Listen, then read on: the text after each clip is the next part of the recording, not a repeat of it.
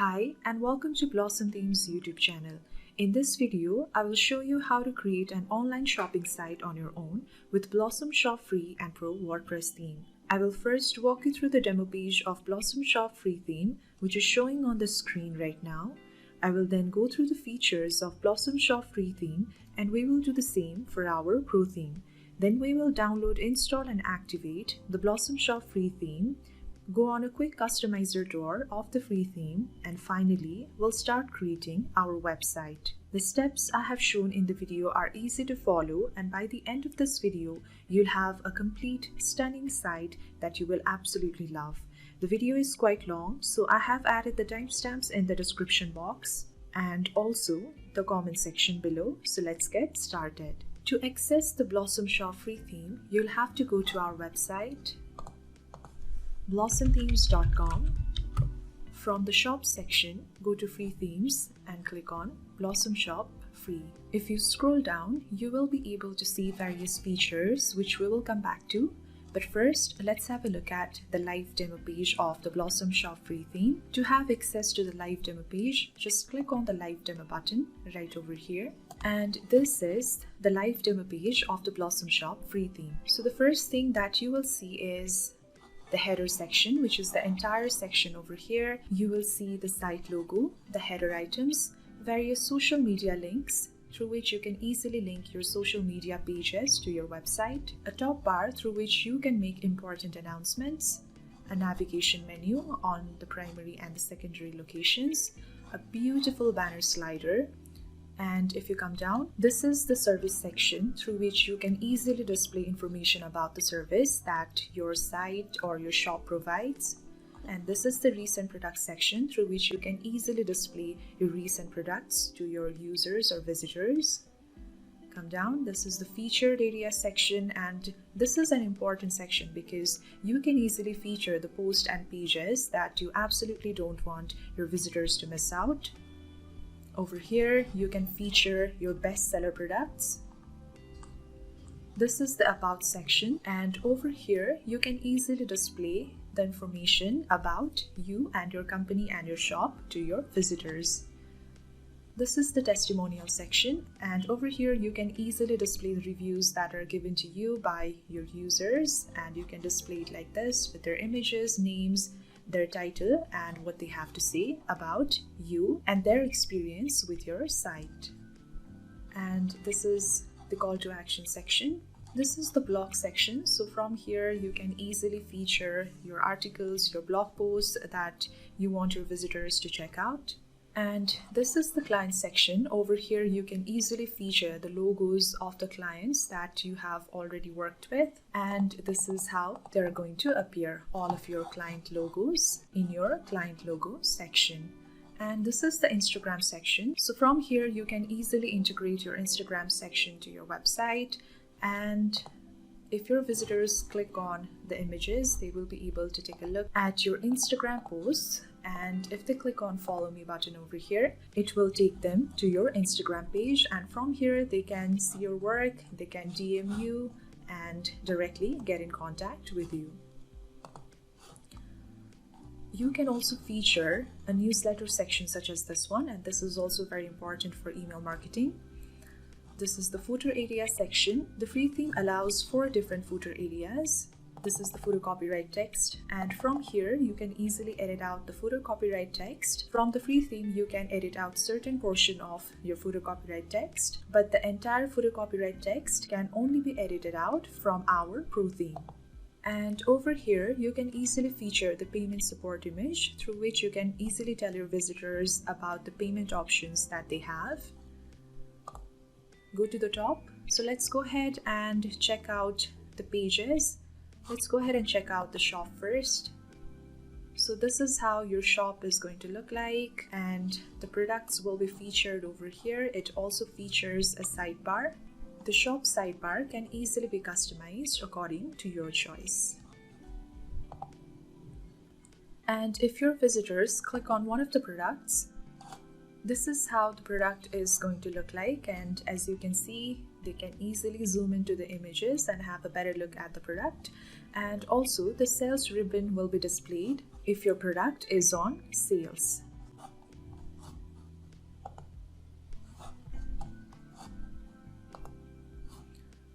So let's go ahead and view our blog page. Click on it.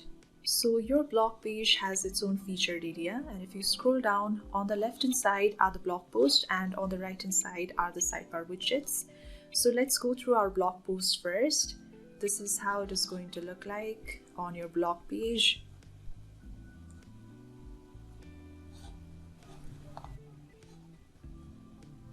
And this is how your sidebar widgets are going to appear on your blog page. So let's go back to the sales page of the Blossom Shop Pro theme, and we will explore the features that you get with our Blossom Shop free theme. So back to the sales page, and as you can see, Blossom Shop is rated 5 stars. So come down, and here are the list of features side by side compared between the free and the pro theme. You can go through them. And Blossom Shop is a theme that is designed to highlight products, and the theme is clean, it is easy to use, and SEO optimized to create fully functional online stores. Blossom Shop is compatible with WooCommerce, and you get to have clean and powerful homepage designs. Blossom Shop is also responsive and has mobile-friendly design, so it is going to look as beautiful on mobile or tablet devices as it looks on your PC. Blossom Shop is well optimized for speed performance, and it is very important when it comes to an e-commerce sites and search engine optimization. It is also search engine optimized, which will help you achieve a higher ranking in search engines like Google. And with the schema integration added, it will help boost your website search engine ranking and help you have an edge over your competitors. You can display similar products on your product page and increase your sales. You can also hide or show ribbons on the products. Also, all the changes that you make from your customizer can be previewed in real time. Blossom Shop is always updated with the latest security, more features, and technical standards of WordPress and WooCommerce. You can build your site in your language. It is also mega menu compatible. You can easily integrate various social medias in your website on your header section, like the one we saw in our demo page. You can build email list with a newsletter subscription. You can easily show your Instagram profile. And you also get quick and friendly support. So if you have any questions or queries about creating your website or also about the theme, you can easily reach out to our support team. I have also added a link down in the description box through which you can easily have access to our support team. Also, we've got over 15 video tutorials, including this one on our YouTube channel. And with our easy to follow step-by-step documentation, you will be able to set up your website in no time. Now we will go ahead and explore the demo page of the Blossom Shop Pro theme. Again, from the shop section, go to Premium Themes and go to Blossom Shop Pro. I have added the link to both the Blossom Shop Free and the Blossom Shop Pro theme sales page so that you can easily have access to the sales pages of both the themes with just one click. So come down and we'll view the live demo page of the Blossom Shop Pro. Click on Live Demo. I'm going to cross out the Live Demo tab of the free theme. So let's go ahead and explore the Blossom Shop Pro theme, and let's go ahead and see what extra features and benefits you get with the Blossom Shop Pro theme.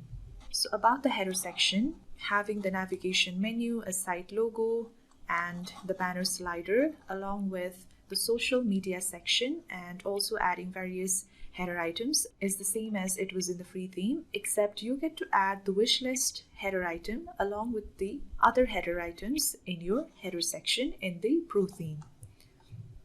Here's the service section, your recent product section, the featured area, and in the Pro theme you get to select various layouts for your featured area section. You can add your popular products, and you can also easily add the product deals section such as this one so that you can announce various flash sales or other hot deals that you have for your customers. The bestseller section, which is also the category 1 section, you get to add category tabs such as this one and feature various products. from different categories.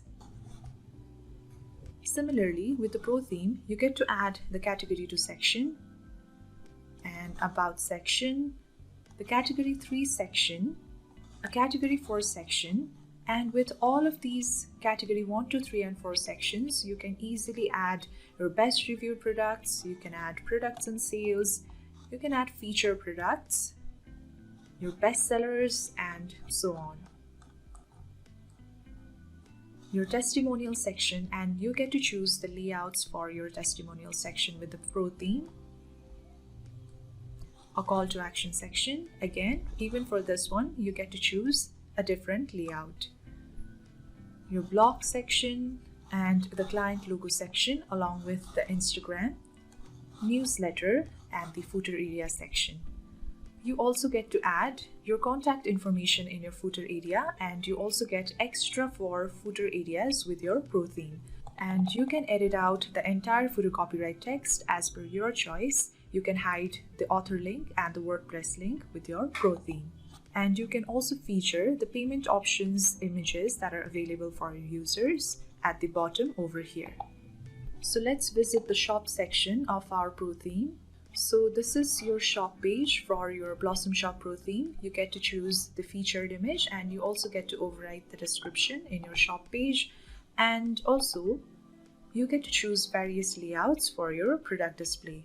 So currently, this is how your product is being displayed. You can easily choose different layout from the layout options for your product display. Now let's go back to the home page, and we'll also go back to the sales page and explore various features of the Blossom Shop Pro theme. So let's go back to the Blossom Shop Pro theme, and as you can see, Blossom Shop Pro is available for the total of $49. You can also choose the product as per your choice. So just as with the free theme, you have the side-by-side comparison of the features between the free and the Pro theme. So the first 3 features are the same as we get with our free theme. The extra options that we get from our Pro theme is we get 12 different header layouts to choose from. Check out the image from over here. 6 different slider section layout. And again, these are the images for your slider layout options. 3 service section layouts. Check them out over here. 6 recent product section layouts. 6 featured section layouts, 6 product section layouts, product category 1, product category 2, product category 3, and product category 4 has 6 different layouts available under the Pro theme. 2 about section layouts, 3 testimonial section layouts, 3 call to action section layouts, 4 customizable banner options. You also have the option to install the pre-designed demo with one click. You have 3 different product page layouts, 3 stunning blog page layouts, home page section reorder or sorting. You also get pre-made contact and about us page templates, and just like the free theme, Blossom Shop Pro theme also is responsive and has mobile-friendly design. You can easily change your theme color, and with Blossom Shop Pro theme, you get 700 and plus Google fonts to choose from. You can freely customize your typography. And about the speed performance optimization, search engine optimization, and schema integration are the same as they were in the free theme. You get smart loading for SEO with the built-in lazy loading settings. You get built-in Google Analytics settings. It also allows your users to take a quick view of the products. You can easily hide and show ribbons on product. You can highlight items in the navigation. And you can also reach an international audience by improving the user experience with the easy currency switcher for the users. So the theme is compatible with WooCommerce Plugin. You can also easily let your customers add products to a wish list for later purchase. You can display similar products on your product page and increase your sales. You also can provide your customers with compare product option. You have various e-commerce specific pages. Blossom Shop Pro theme is also mega menu compatible, and because the website is designed with care and precision, it also provides your users a beautiful shopping experience. You can preview the changes in real time, and also the performance settings helps you to optimize the speed of your website according to your liking. And just like the free theme, Blossom Shop Pro is also always updated. It also helps you to save time with quick setup, easy maintenance, and great customizer options. You get one-click theme update, and you can build your site in your language. It is also RTL scripts ready. It is Polylang compatible. It is also WPML compatible and easily lets you integrate your social media pages. You also get social share buttons on your blog posts. You have 4 different pagination options, ultimate background options. It also allows you to have a drop cap that allows you to capitalize the first letter of every post. You also get back to top button. You also get to build your email list with newsletter subscription, Sure Instagram profile. It has a one-page website support through which you can easily create a one-page e-commerce website. You get footer copyright editors. You can also get the sticky header and sticky widget options. It has unlimited sidebars for various pages, allows Lightbox for images, and just like the free theme, we have quick and friendly support and extensive documentation for our Blossom Shop Pro theme. Now we will go ahead and download, install, and activate the Blossom Shop free theme. So go to Shop, and from under free themes, go to Blossom Shop. So the Blossom Shop is rated 5 stars by our users, and you can also check out the reviews from over here.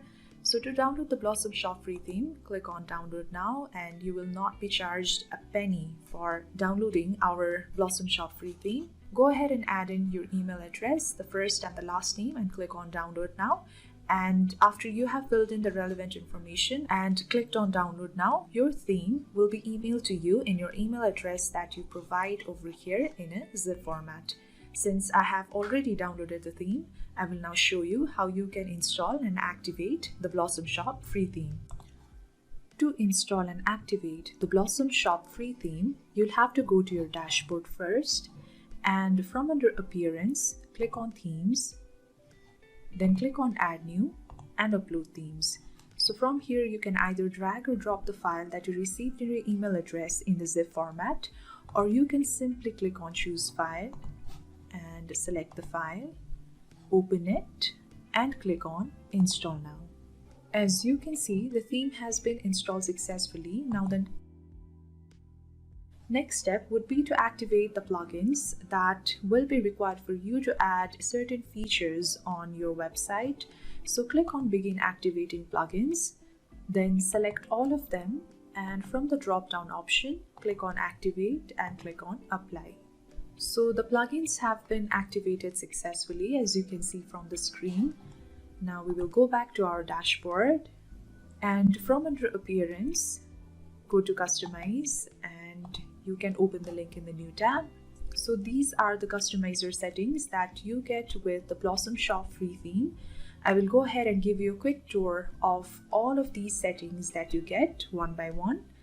So the first thing that you will see is Pro Available View Pro theme, and if you click here, you will be able to have access to the sales page of the Blossom Shop Pro theme. Next is the demo and documentation. So if you click on the demo link, it will take you to the demo link of the Blossom Shop free theme. Next is the documentation link, and if you click over here, you will be able to have access to the documentation of the Blossom Shop free theme. So from over here, you can easily access our YouTube videos, the video documentation about Blossom Shop free theme, and over here, if you scroll down, you will have access to the text documentation of the Blossom Shop free theme, and from here you can have access to information about how you can easily install, activate, and set up your entire website using the Blossom Shop free theme, along with the frequently asked questions. Come back. From here, you can easily create a unique site identity for your website. Next is the Appearance settings. So from here, you can make the color settings, you can easily choose the primary, background, and the secondary colors. You can easily set up a background image for your website. Also, you can easily change the primary and the secondary font of the entire website. Next is the layout settings. So from here, you can easily choose the blog page layout. And from under general sidebar layout, you can easily choose the page, post, and the default sidebar layout. Next is the front page settings. So from here, you can easily set up your banner section, the service section, the recent product section. You can enable the featured section in your home page, the category 1 section, the about section, testimonial section of your customers, the call to action section, the blog section, and the client section. And about how you can easily add all of these front page settings in your home page are all included in the video, so make sure you check all of it out. Next is the general settings. So from here, you can easily choose your header settings, your social media settings, the blog featured section, SEO settings, various posts, your blogs and pages settings. You can easily integrate Instagram section to your website from over here. You can add newsletter from newsletter settings, and from shop, you can easily configure various shop settings. Next is the menu section. You can easily configure your navigation menu from over here. And from here, you can easily add the sidebar widget of your choice and add the footer areas 1, 2, 3, and 4. Next is the homepage settings. You can easily choose your homepage display from over here. You can either choose the latest post or a static page as your homepage settings for your homepage. Next is the footer settings, and from here you can easily edit out the footer copyright text, and you can also easily add the payment support image. Next is the WooCommerce settings. From here you can easily make various configurations for your shop section. Next is the additional CSS. So from here you can easily add your own CSS code to customize the appearance and layout of your site. So that was the brief explanation about all of these customizer settings. Now let's go ahead and start creating our website. So we will start with site identity. So from under here you can easily add the site logo if you already have created one. From here you can add the site title. From here you can add the tagline. From here you can easily display the site title and tagline or make them disappear altogether. From here you can easily add the site icon. From here you can easily add your site title font. You can change the font family and the style from over here, and you can easily choose the site title font size and the site title color from over here. So let's go ahead and add the site logo first. So whatever files that you upload will end up in the media library right over here. So go ahead and upload the files.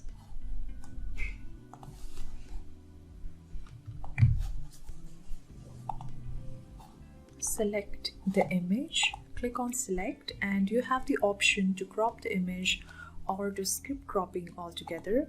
I'm going to skip the cropping part, and as you can see, your site logo has appeared on the header section right over here. So from here you can easily remove or change the logo for your website. I'm going to remove the logo for a while so that I can show you how you can add in the title and the tagline. So for the site title, add in the site title of your choice, and you can see it appearing right over here. All the changes that you make from your customizer from the left hand side, the changes will be seen in real time on your right hand side.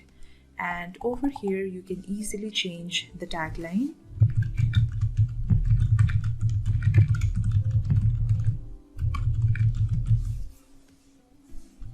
And it has appeared over here. So if you want to change the site title font, you can easily change it from over here. So you can see the changes and you can choose from any of the available font options given over here. And then you also have the option to change the font style, but it depends upon what site title font that you have chosen. So now that you have chosen this particular font family, you also have the choice to choose the style. So it can be normal, or it can be bold, or the style might also differ as per the font family or the font type that you have chosen. So the next is to choose the site title and the font size. You can easily change the font size of your site title from over here. So it can be somewhere in medium, it can be larger if you want it to be larger, or it can be smaller if you want it to be smaller. And from here you can easily choose your site title color. So simply click on select color. You have to select the color from the palette over here, and you have to move in the pointer and you have to move in the slider to land on the color of your choice. As you can see, the colors keep changing. So this is how you can easily have a site title, tagline, and you can select the site title font, the font family, style, the site title font size, and the site title color. I'm going to add the site logo for this site. So I'm going to make the site title and tagline disappear, or you can also choose to make them appear if you wish it to be that way. But since I want only the site logo to be shown, I'm going to put in my site logo only. And from here you can easily choose the site icon. So site icon are these small images that appear next to the website names on the browser, and they not only help your users identify your website, but it also helps to build your own brand among your users. So I would highly recommend you to have one. To select the site icon, click on select site icon and then choose in the image of your choice. I'm going to choose this one. Click on select. So crop the image, and here you have a little preview of what your site icon is going to look like on the browser, which is also known as favicon by many. And this tiny image appearing in the browser is what site icon will look like on your browser. So after all the changes are made, go ahead and click on publish so that all the changes that you have made are saved. Let's go back. So the next thing that I'm going to do is I'm going to go ahead and add various social media links on our header section, which is going to appear right over here. So from under general settings, click on social media settings, and if this toggle isn't already enabled, make sure that you enable it first and go ahead and start adding the new links. All you have to do is search for the icons from over here. For example, if you want to search for Facebook, go ahead and type in a few keywords, and here the logo has appeared, the icon has appeared. So click on it, and over here you have to add in the link to your official Facebook page that you want your users to land on when they click the icon, which is going to appear right over here. Go ahead and add in the link. And as you can see, the tiny Facebook icon has appeared over here. In a similar way, let's go ahead and add in a few more links. So if I want to add in an Instagram, search for the Instagram icon, add in the link, and it has appeared right over here. So similarly, go ahead and add in the links that you want to add.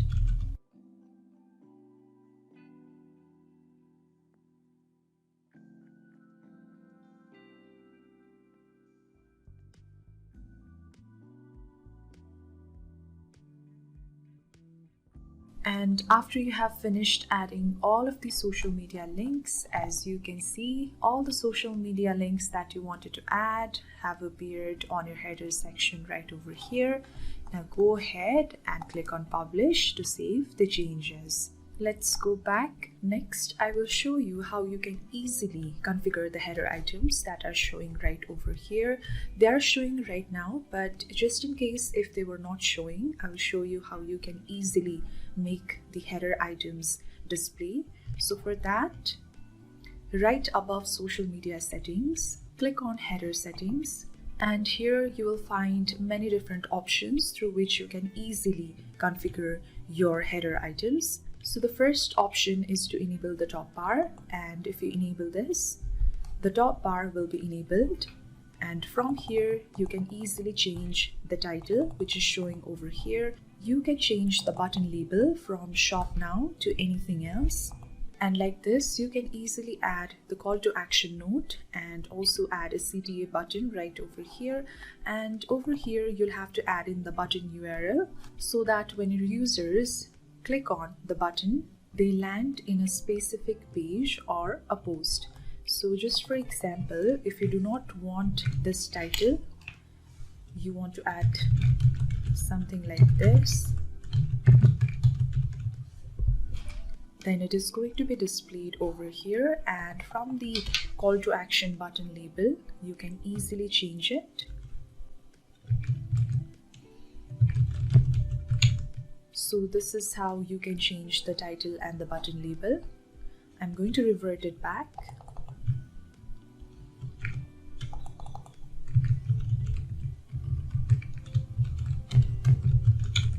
Okay, so that is how you enable the top bar. The next is to enable the header search, which is the search bar over here. If this toggle was not enabled, you'll have to go ahead and enable the toggle so that it displays. Next is the user login, and in a similar way, you will have to go ahead and enable the toggle if it was not already. And next is the shopping cart, this icon over here. If this was not already enabled, you'll have to enable these two. So that is how you configure the header items. Next is the background image. So this background image is the default featured image for all the pages, and you can also easily remove this. You simply click on remove, select the image of your choice. Let's say for example this one, and this image will appear as the default featured image of all of your pages. But you can also easily override the background image for a specific page from the page editor. So I'm going to remove this and I'm going to choose the default background image because I like it like this only.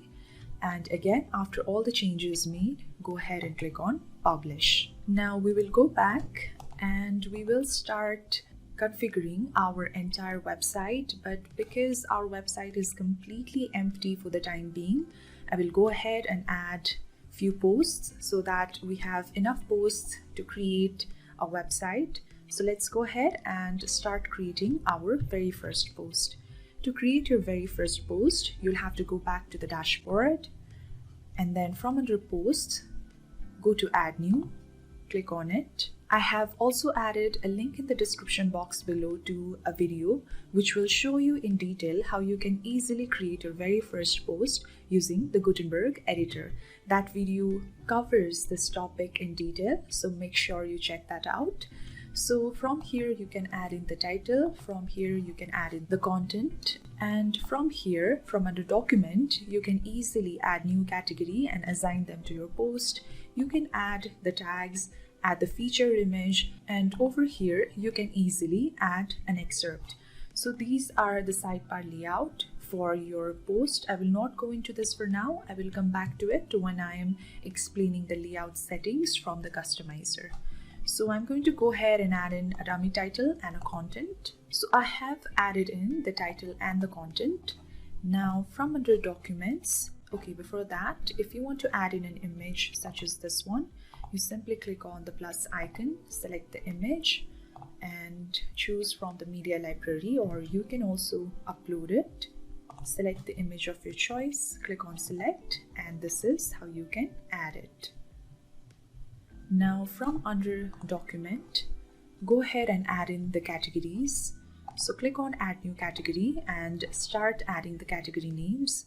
Simply type in the category name inside this box over here.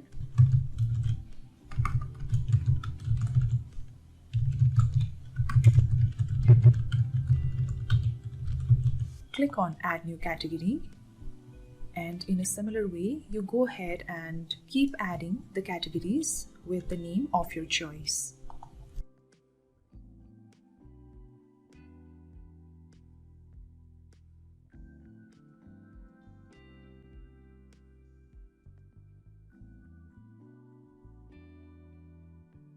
Now go ahead and assign categories to this specific post. I'm going to assign the spring or fall collections category for this particular post, and from here you can also easily add the tags. Simply type in the tags and then click on enter so that your tags get separated from one another.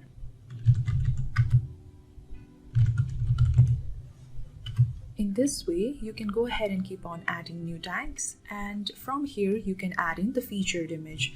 I would highly recommend you to add a featured image, because if you don't, in your website there will be this gray layout which will not look very flattering. So go ahead and set the featured image. Click on set featured image. Alright, and to add an excerpt is optional. I'm going to leave it out. After that, go ahead and click on publish. And your first post has been published. Now let's go ahead and view it in the website. So this is how it is looking like currently, your first post. And if you go to the home page, you can see that the post has appeared right on top of the home page, because the current display for homepage settings is the latest post, which I will show you how you can easily change that. But before that, let me pause the video for a while. If we go back to our dashboard, this is the only post that I have created so far. The default post, I will remove it. So let me pause the video and I will add some few more posts, and then we can continue with our settings. So these are the posts that I have created. Now let's go to our website and give it a refresh first.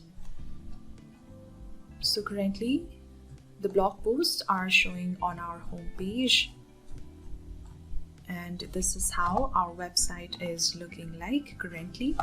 So let's go back to our customizer, and we will go ahead and start configuring our home page. So for that, we have many settings for our front page settings, but before that, let's go ahead and from your home page settings, as I had mentioned earlier, because our home page display settings is set as the latest posts in default. Currently in our website, all the posts that I have created, the latest posts have appeared on the homepage of our website. So what we will do is we will go back and change it to a static page. So after you have done this, you will have to select a specific page for your home page, and if you have not already created one, you can also add a new page from over here. Simply click on add new page and add in the title. I have added the title home. Now click on add. Okay, so for our post page, all the blog posts that we have created just now, we need a page so that our users can go ahead and just with a click on that page, they can have access to all the blog posts that we have created. So let's go ahead, and from our customizer, you can easily select your post page if you have already created one.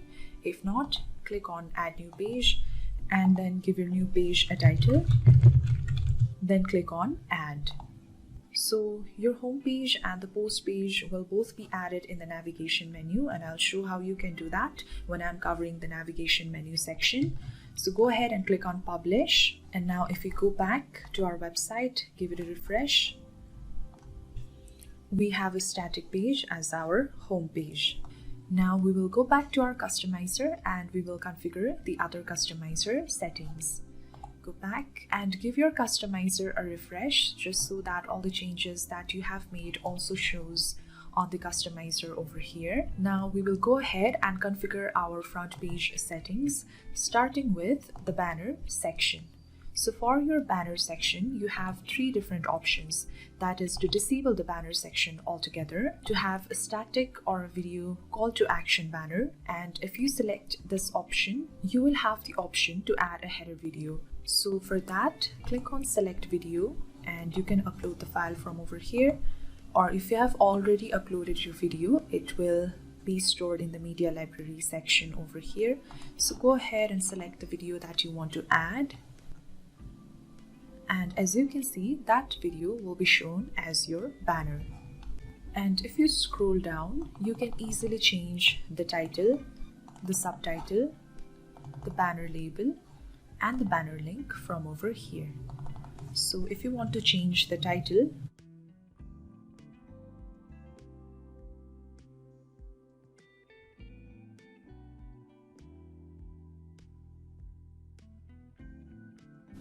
the subtitle,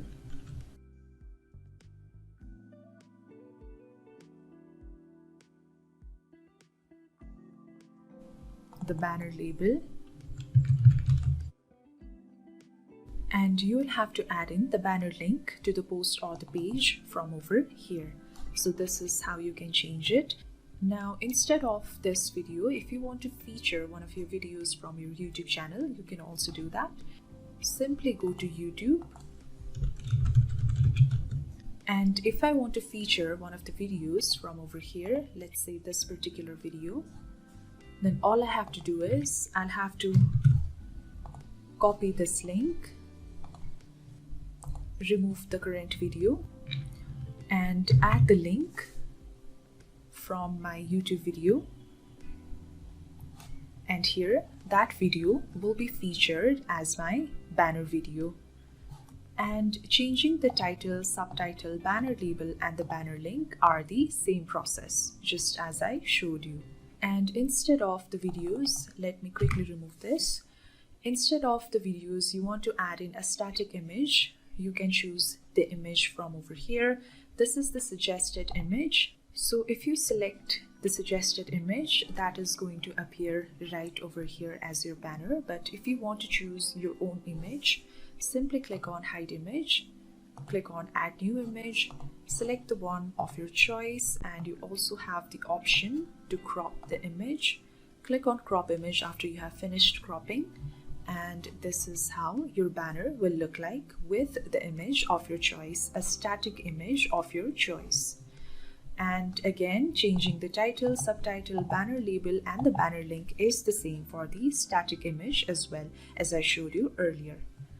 Alright, so instead of the static image or the video banner, if you wish to have your banner as a slider, select this one. You will have more options from beneath here. So you can either choose your slider content style from the latest post as it is chosen in default, or you can also select category. And as soon as you select category, you will have one more choice to choose from. That is, you will have the choice to choose the slider category of your choice from the list of categories that you have created earlier. So go ahead and select the slider category of your choice. And as soon as you choose your slider category, all the posts from that particular category will be shown as your banner. If you disable the slider auto transition, the sliders will not transition automatically as it was doing before. But if you enable this, the sliders or the banners will transition automatically like this. And you can also choose the slider animation from over here. I'm simply going to choose the fade out option.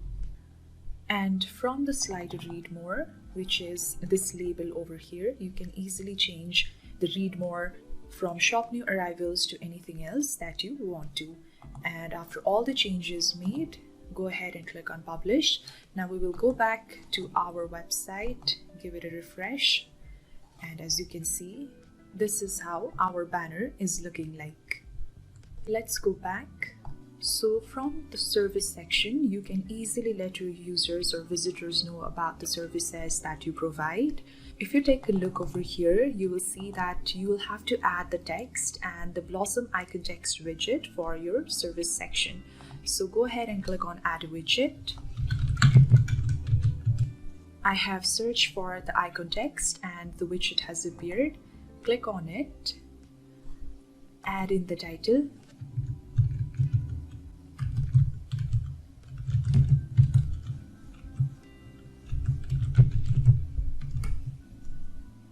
add in the description,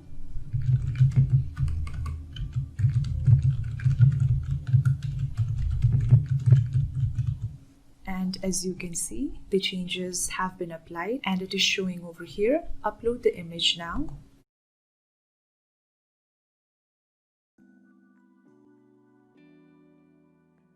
Or you can also select the icon from over here.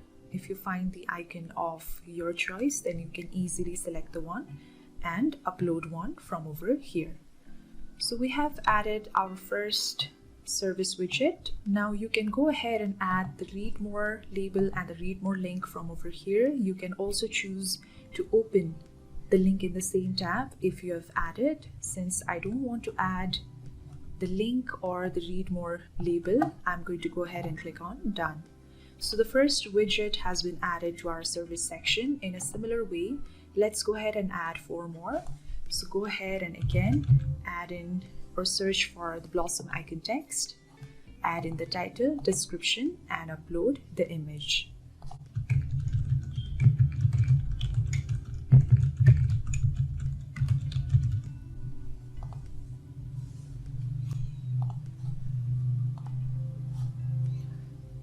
Click on done.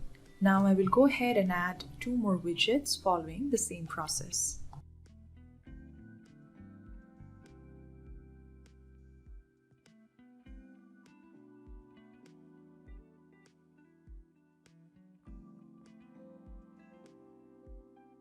As you can see, the service section has now been added, and after you have finished adding the widgets, click on publish.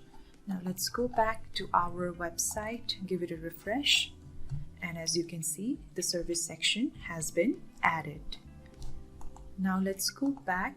The next is the recent product section, but I will come back to this when I have configured the shop section. So we will jump to the featured section. So when you enable the featured area, it allows you to add the pages or the content of your choice to be featured right underneath your featured product section. So go ahead and enable this at first, and it will give you the choice to add the featured content from the pages that you have created. So if you have already created the page, you can easily select from the drop-down option. If you have not, let's go back to the dashboard and we will start creating the pages for our featured content 1, 2, and 3, and you can easily create and feature any page of your choice. Just make sure that the featured image has been added, because if you do not, then again the gray overlay will show on your home page, which will not look very good. So let's go back to our dashboard, and to create the page, from under pages, click on add new. Since I'm wanting to create 3 pages, I will simply duplicate the same page into 3 tabs. Now go ahead and add in the title and the content. You can add in the layout from over here, and from a document you can easily set the featured image and add an excerpt and add in the template. I have added in the title and the content. Now from under the document, let's go ahead and set the featured image. Now we'll go ahead and publish it. Let's go ahead and create our second and third pages, which I intend to select for my featured area section.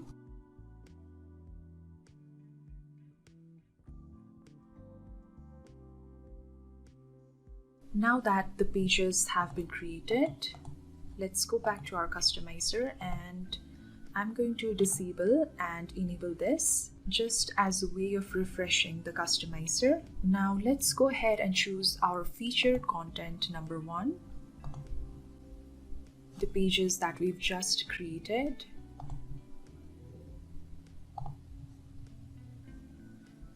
Featured content number 2 and number 3. So this is how your featured section will look like after you have configured them. The only thing that I would like to change is the featured image from the featured content number 3, because the image size is appearing a bit smaller compared to the featured content images 1 and 2. So let's go back. Click on update. Now go back to customizer, and I'm simply going to disable and enable just as a way of refreshing. And as you can see, the featured content number 3 has arrived and the images are also looking consistent. So I will go ahead and publish it. Go back to your website, give it a refresh, scroll down, and this is how your featured area section is going to look like on your front page or your home page. Now let's go back to our customizer, and the next is the category 1 section. Again, I will come back to this section. Go back. Next is the about section. From the about section, you can easily add a short introduction about yourself on your home page. So before we go ahead and make configuration from the customizer, let's go back to our dashboard and we will create an about me page so that we can come back and select that specific page for our about section. Again, click on add new, add in the title, the content and featured image if you wish to. Go ahead and publish your page. Now back to the customizer. Click on add a widget and add Blossom featured page widget, and here I have found it. You can also search for it from the search bar. Now let's go ahead and select the page that we had just created. It is not showing right now. Because it is not showing, I will give a refresh to my customizer again. Go to front page settings and to the about section. Again, let's go ahead and add the Blossom featured page widget. So come down, and here the page we have just created is now showing after we have refreshed the customizer. So any pages that you have created, if it does not appear in your customizer, make sure that you give your customizer a refresh so that the changes are also seen in the customizer.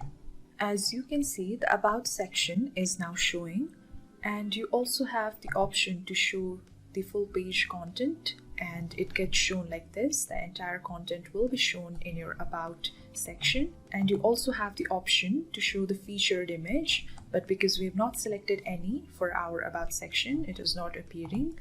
So I'm going to uncheck both these options. Next, we can choose the image alignment from the left, right, or centered. Okay, I like centered more, and I'm also going to go ahead and check in the options of to show the read more button, and also to let my users open the page in the same tab. If they click on read more, you can easily change the read more text from over here. And that is how you add your about section. So after you are done, click on done and click on publish. We will go back, and the next is the testimonial section. So from here, you can easily add in your customers' review about your shop and your website overall. So for that, let's go ahead, and you'll have to add the Blossom testimonial widget for the testimonial section. You can change the testimonial section title and the testimonial section subtitle from over here. So let's go ahead and add in the widget. I will search for the testimonial widget, and it has appeared. Click on it. So go ahead and add in the name, designation, the testimonial of your customer, and upload the image from over here.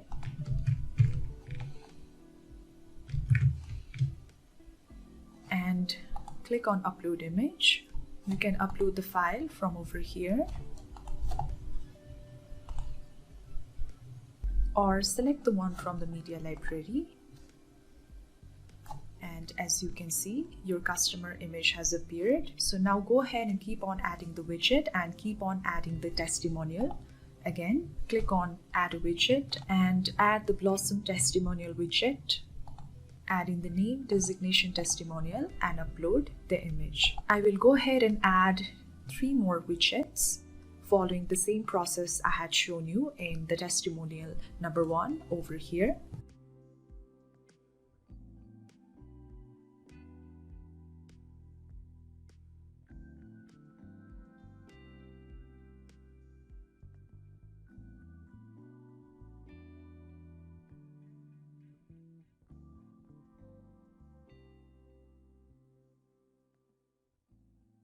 And after you are done adding the testimonials, click on done and then click on publish. And this is how your customer testimonials are going to appear in your site. You can also go to your website, give it a refresh, and scroll down to see how your customer testimonials look like in your website. And you can go ahead and keep adding more of your customer testimonials if you want to. Come back. Next is the call to action section. So from this, you can easily add a call to action section to your website, and you can easily convert your visitors into your customers. So for that, again, click on add a widget and then add the Blossom call to action widget, which is showing right over here. So click on it. Now you will have to add in the title, the description, the number of call to action buttons, and the button 1 label, button 1 link. If you choose 2 call to action buttons to be shown, then you'll have to add the button label and link for both the buttons. From here, you can choose the button alignment from right and centered. You can select the background color, or you can also upload the image from over here. So I will go ahead and add in the title and description. Select the call to action button. I'm selecting one. Add in the button 1 label.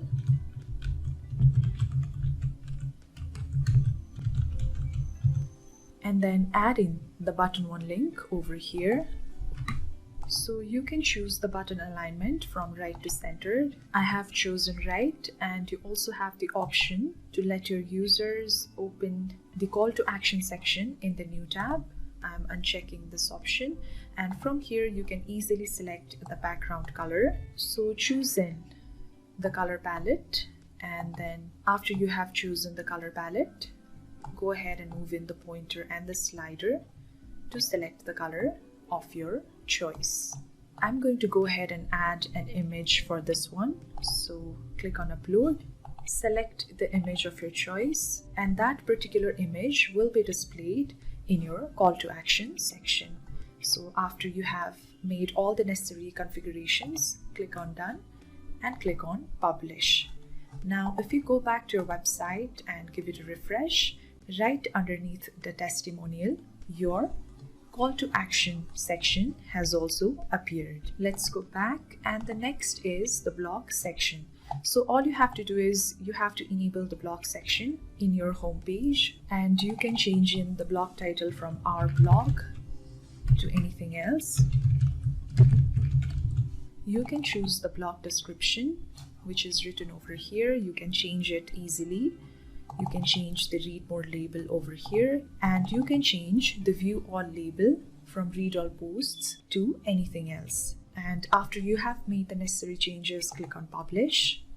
We'll go back, and the next is the client logo section. So in this section, you can easily display your clients and the brand logos. For that, you have to add the Blossom client logo widget. So go ahead, click on add a widget, and here is the Blossom client logo widget. You can add in the title. You also have the option to display the logo in black and white, and give your users the option to open the logo in the same tab. So go ahead and click on add another logo and upload the image.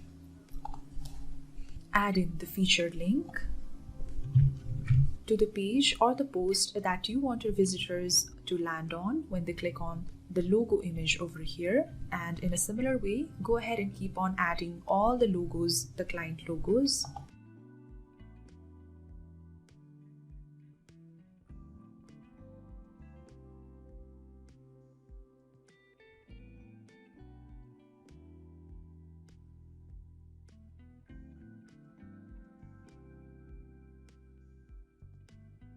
You can easily add the title to your client logo section from over here. And after you are done adding all the logos, go ahead and click on apply. And as you can see, all the logos that you have added is now displaying over here. And now click on done and click on publish.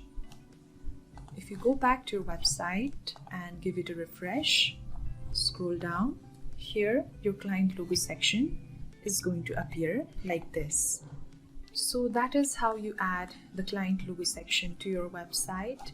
Now we will go back, and we are done with our front page settings except for the recent product section and the category 1 section. To configure the recent product section and the category 1 section, I'll have to go back to the dashboard and create the products. So let's go back to our dashboard and we will create our very first product. To create your very first product, make sure that you have installed and activated the WooCommerce plugin.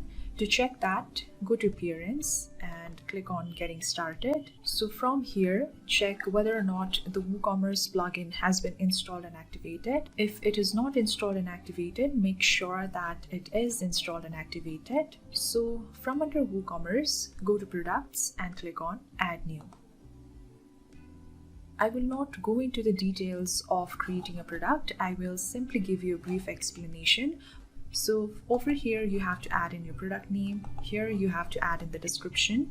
Here you can add the regular price and you can add the sales price over here if you have your product in sales. Here you can add a product short description. From here, you can add and assign the category to your products. Over here, you can add the product tags. You can easily add the product image from over here, and if you wish to add a product gallery, you can easily do so from here.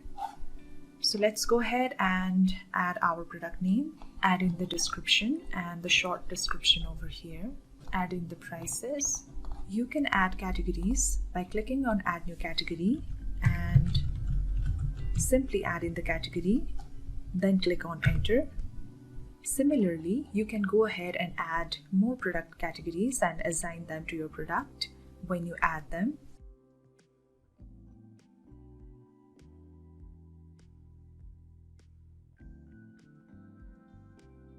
After you have finished adding the categories, you can select the category that you want to assign to the product over here. I'm going to assign the category Outfit and I'm going to unselect all of the categories, the rest of the categories over here, and from here you can easily add the product tag. You can separate the tags with the commas or press in the Enter key. Then from the product image, select the image of your choice. After you have added the product image, go ahead and click on Publish. The product has been published and the permalink has appeared. If you open the link in the new tab, the product that you have just added is already showing in your website. Now, for the time being, this is the only product that we have in our website. Let me pause the video, create some more products, and then we can carry on with our configurations. As you can see from the screen, I have added a few more products. Now let's go back to our customizer and we will configure our recent product section. Click on it. So the first thing you'll have to do is you'll have to enable the recent products. And as you can see, the recent products that we created from our dashboard have appeared on our homepage right below the service section. And you can easily change the recent product section title from over here. So instead of new arrivals, if you want to have recent products as your section title, then that can be done from over here. And if you want to change the recent product section subtitle, which is this right over here, you can easily change it from over here. I'm going to change it back to new arrivals. And from here, you can choose the number of products that you want to display under your recent products. So if you go ahead and choose 8 products are going to be displayed, or 8 new products are going to be displayed in your recent product section, and you can easily increase or decrease the number as per your choice. And after you have made the changes, click on Publish, and if you go to the website, give it a refresh, come down, and your recent product section is now showing on your website. We'll go back. And the next is the category 1 section that we had missed out earlier. So let's go ahead and add that as well. Go ahead and enable the category 1 toggle first. Before we make any changes, let's go ahead and select our category 1 content. From the list of categories over here, I'm going to select Outfit. And as you can see, all the products that are assigned under the category of Outfit are now showing over here. Now let's go ahead and add a featured image next, and then we will go ahead and check out all the other options that we have over here. click on select image, select the image that you want to add, click on choose image, and that image will appear as your featured image of the category 1 section. And from here you can easily change the category 1 title from best sellers. Just type in the title that you want to display over here and it will simply override the title that is already showing over here. Similarly, you can change the category 1 subtitle, which is this right over here.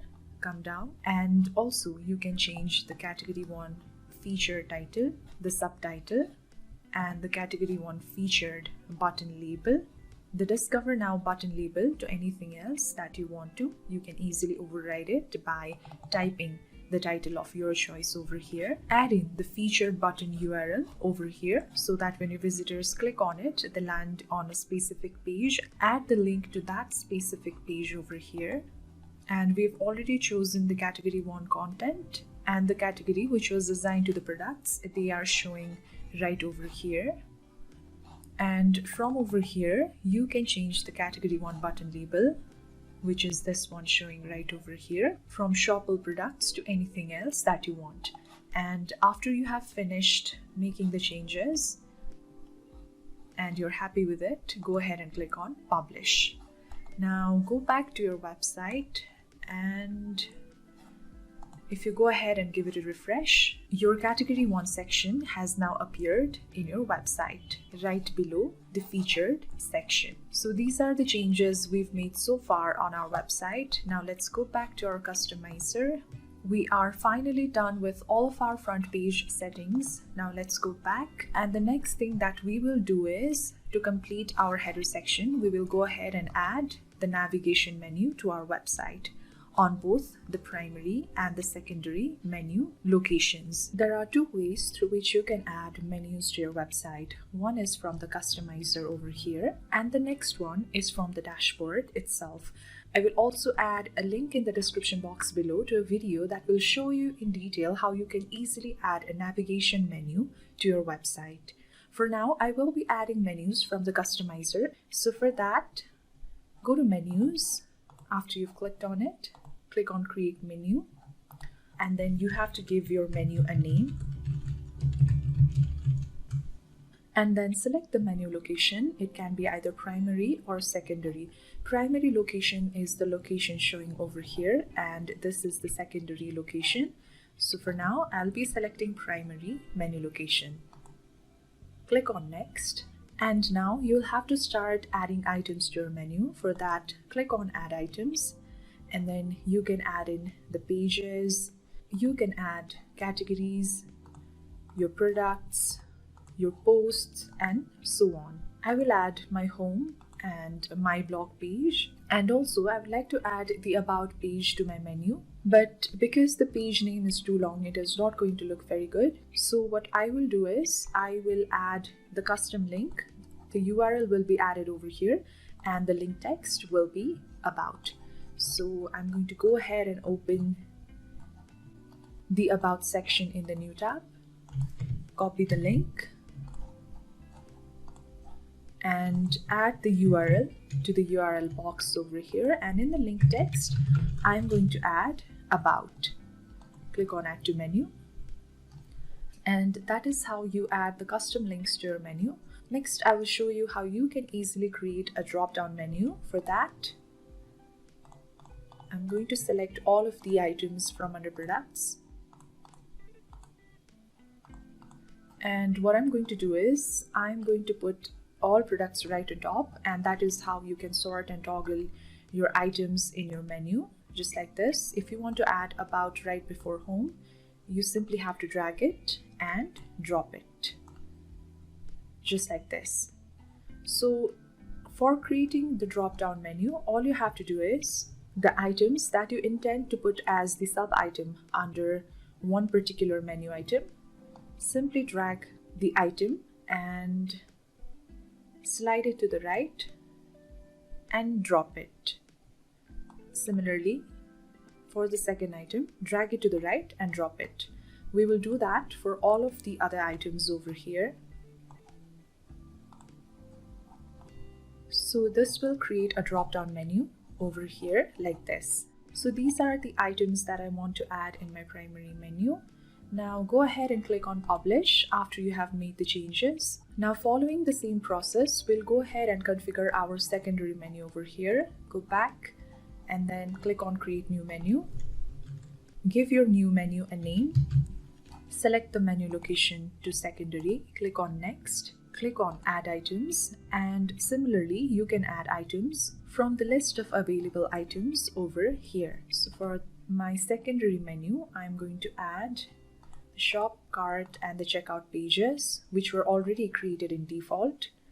And after I'm done, as you can see, the items have appeared on the secondary menu location. Click on Publish. So that is how you create a navigation menu to your website. Let's go back to our website, give it a refresh. As you can see, the primary and the secondary menus have appeared, and from here your users will be able to easily navigate throughout your website. So we are already done with our front page settings, and we are also done with our menus. So what we'll do next is we will go ahead and start configuring all of these settings one by one, all the ones that we had left out after site identity. Now let's go to Appearance Settings. So from under Colors, you can easily change the primary, the background, and the secondary color of your website. So the primary color is the minty green color that is showing over here. The background color is the color of the background of the website, which is white. And the secondary color is this orange color that is showing over here when I'm hovering my mouse over the buttons of the featured area. So let's see how we can easily change this. We'll start with primary color. Click on Select Color and select the color from the palette over here. Then move around your pointer and the slider and go ahead and select the color of your choice. So as you can see, the primary color has changed as it is showing over here. Now I'll set it back to default. So the next is the background color, and the process is same. You only have to select the color from the palette, move around the pointer and slider to select the color of your choice. And your background image will change completely. I'm setting it back to default too because I liked it that way. And the next is the secondary color, which is the color I showed you. So click on Select Color, then select the color of your choice after you have chosen the color palette. And after you've settled on the color of your choice, that particular color will be displayed as your secondary color of your website. I'm setting it back to default too, but if you have made any changes, you'll have to go ahead and hit on Publish. Now next is the background image. You can easily set an image as your background. So for that, go ahead and click on Select Image and select the image of your choice. And that particular image will appear as your background image. So from under Preset, you have various options that you can choose to set your background image. You can select from Fill Screen, Fit to Screen, Repeat, or Custom. So you can go ahead and check out the options that you get, and you can check out the changes that happen with each of these presets in your background image from the right hand side. And if you choose Custom, you can also easily choose the image size from original to fit to screen to fill screen, and you also have two more options to whether or not to repeat the background image and scroll with page. So go ahead and explore the options that come with it, and from here you can easily select the image position, so you can move your image in various different directions as the options that are given over here. So go ahead and select the one that you like. I'm going to remove the background image. And again, if you had made any changes, you'll have to go ahead and click on Publish. Because I have not, I will not. And the next is the typography. So from here you can easily choose the primary and the secondary font. So the primary font is the font that is showing over here, and the secondary font is the font that is showing over here. So to change it, all you have to do is select the font of your choice from the drop down option over here, and as you can see, the changes will happen in your primary font or fonts throughout the website. Similarly, if you want to change your secondary font, go ahead and select from the list of available options that are given over here. Select it and you will see the changes happening over here. Okay, let me select a distinct font so that it would be easier for you to see the differences. As you can see, the changes have been made and it will reflect throughout the website, all of it.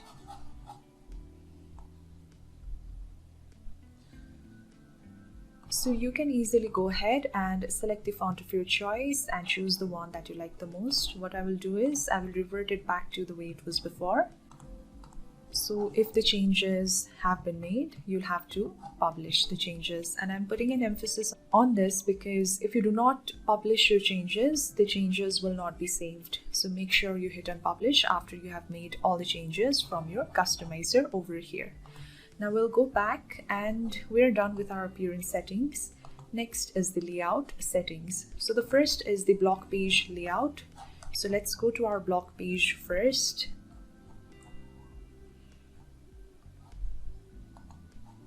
So this is the current layout for our blog page. If you wish to select the second or third layout, then you can also do that.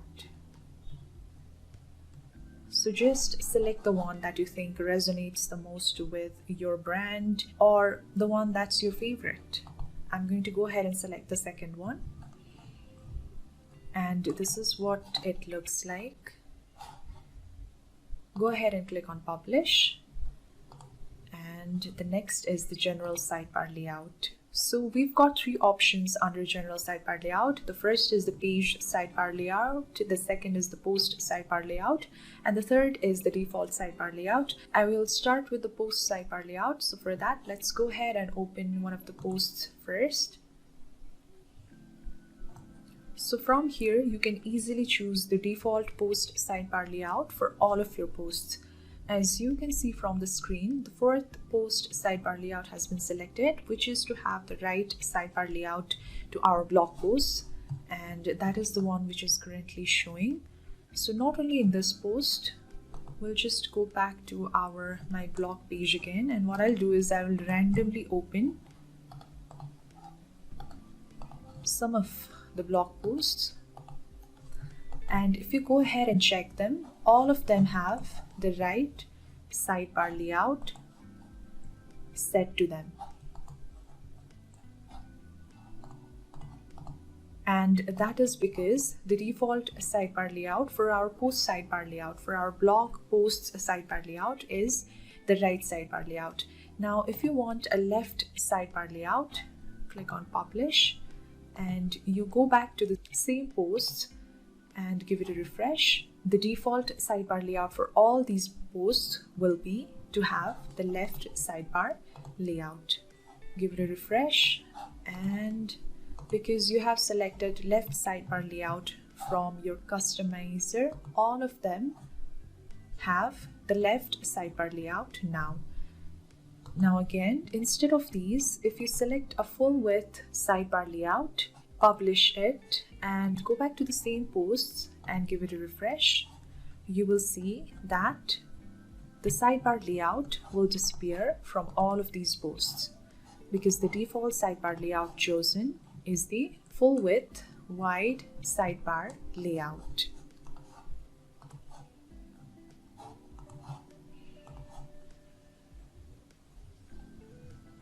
So you can easily change the general or the same sidebar layout for all of your blog posts from over here. For now, I will select the right sidebar layout as my post sidebar layout, and click on publish so that this will remain the default sidebar layout for all of my blog posts. Now if I go ahead and open one of my posts, and as you can see, the right sidebar has appeared on this blog post. So you can also have different sidebar posts for all of your blog posts. I'll show you how you can do that. So let's just say, for example, you want a different sidebar layout for this post and a different one for this one. But for rest of the blog posts, you want it to have the right sidebar layout as it is set in the customizer. So let's see how we can do that. We'll have to go back to the dashboard for that, and from posts, click on all posts. So okay, I'm going to open this specific post, edit, and I will be covering the sidebar layout section, which I had left out at the time of creating our first post. So for this specific post, we will choose the full width sidebar layout, click on update, and if you go back, give it a refresh, you will see that the post now has wide full width sidebar layout.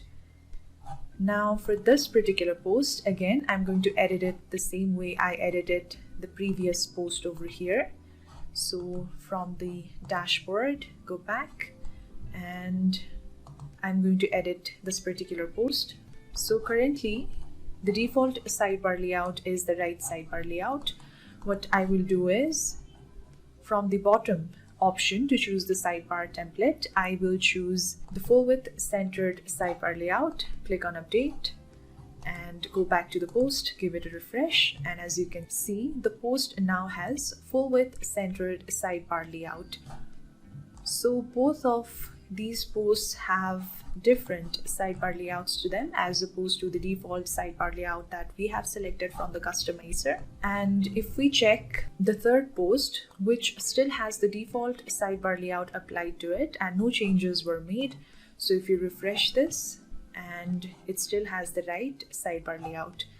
And also the other posts where I have not made any kind of changes from the dashboard in terms of changing the layout, all of them have the default sidebar layout.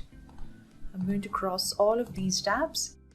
So you can easily go ahead and select a particular sidebar layout for a specific post while you are creating a post from the bottom option over here. And to have the same or one sidebar layout for all of your posts, you can choose the default sidebar layout from over here. And it is the same for the page sidebar layout as well. You can easily select the default page sidebar layout. Okay, for that, let me go to one of the pages. And currently, the right sidebar layout is the default sidebar layout. If you choose left, it will come to left. If you choose full width centered, it will be full width centered. If you choose wide full width sidebar layout, then the changes will happen. And again, you can have different sidebar layout for all of your pages. You can easily override the default sidebar layout you have selected from your customizer by going over to your dashboard, and from pages, click on all pages, click on edit, move all the way to the bottom and choose the sidebar layout from over here. Okay, so we are done with our page and our post sidebar layout, and the last one is the default sidebar layout option. So let's go back to our home page, and this is the general sidebar layout for the whole site, but because we do not have the sidebar layout over here, and why we do not have the sidebar layout over here is because if we go back from under homepage settings, we have chosen a static page instead of our latest post, which is why the sidebar is not showing. Just for the sake of showing how you can change the general sidebar layout for all of your site, I'm going to choose the latest post as the homepage display for now. And now you can see the sidebar is now displaying. So let's go back and we will wrap up with the last sidebar layout, which is the default sidebar layout. So currently the default sidebar layout is the right sidebar layout. If you choose left, the sidebar will appear on left. If you choose wide full width sidebar layout, then that is what you can choose for your general sidebar layout. So this is how you can change your page, post and default sidebar layout. So let's go back. I will set the home page display back to the static page the way it was before. And now, because we are done with our layout settings, go ahead and click on Publish. We are already done with our front page settings, and the next is the general settings.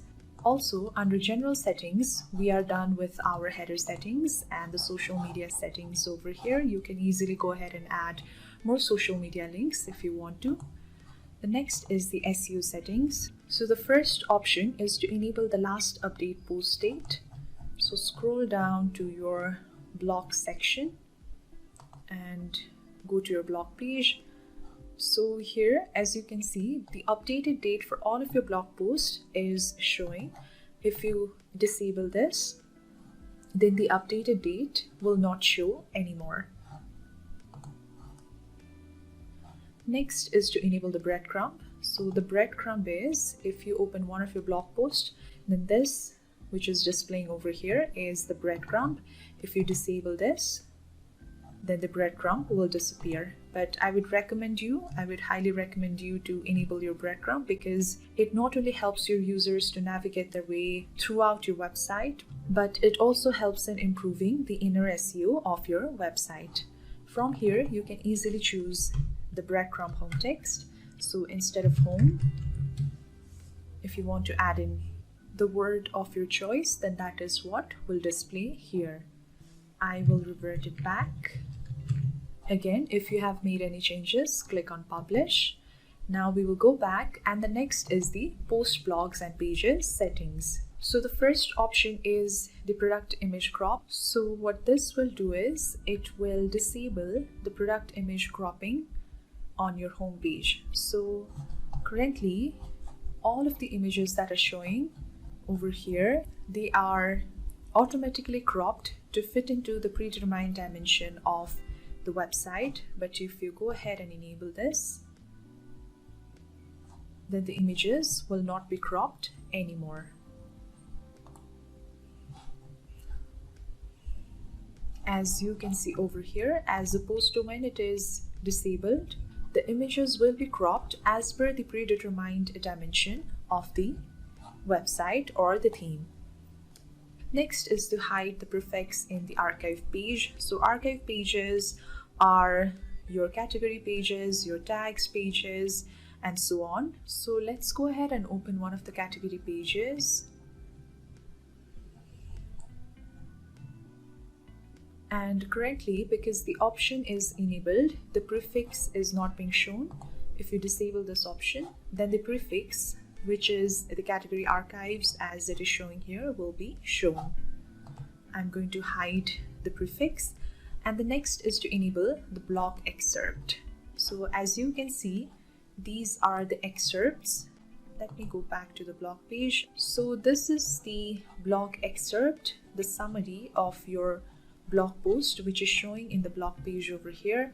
And if you disable to show your blog excerpt, then your entire post will be shown underneath all of your blog posts in your blog page, as opposed to when you enable this, then only the excerpts will be shown for all of your blog posts. And from here you can easily select your excerpt length in words. So currently 55 words is selected, which is why all of these blog posts have 55 words excerpts displaying in the page. If you select lesser number, let's say 35, then 35 words will display as your blog excerpts for all of your blog posts. So you can easily go ahead and select the number of your choice. I will select 80 words, and from here you can easily change the read more text to anything else. The next option is to hide or enable the author section. So for that, let's go to one of our blog posts.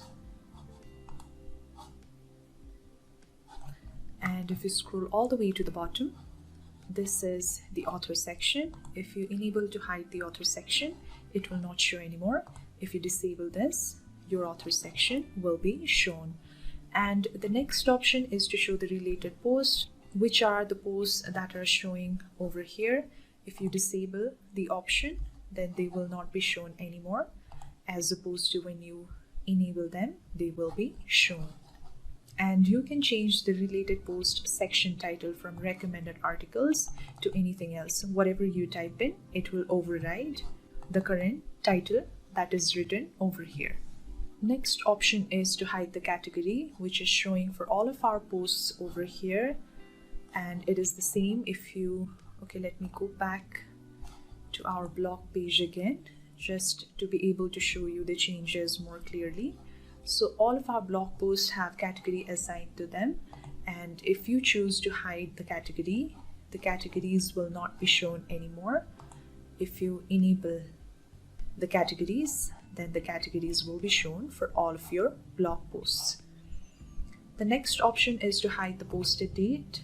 So if you enable this option, the posted date will not be shown for any of your blog posts.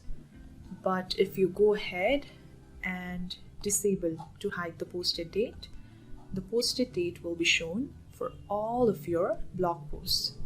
The last option is to show the featured image. Let's open this particular blog post, and currently this is the featured image. If you disable this, your featured image will disappear, and the gray layout which I had been talking about will be shown like this in your blog posts if the featured image is disabled or not added.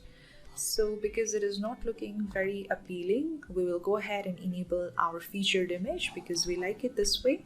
So we are done with our blog post and pages settings. Go ahead and click on publish. Now let's go back to our home page again, and let's go ahead, and next is to configure the Instagram section. So we can easily integrate our Instagram section into our website as I had shown you earlier.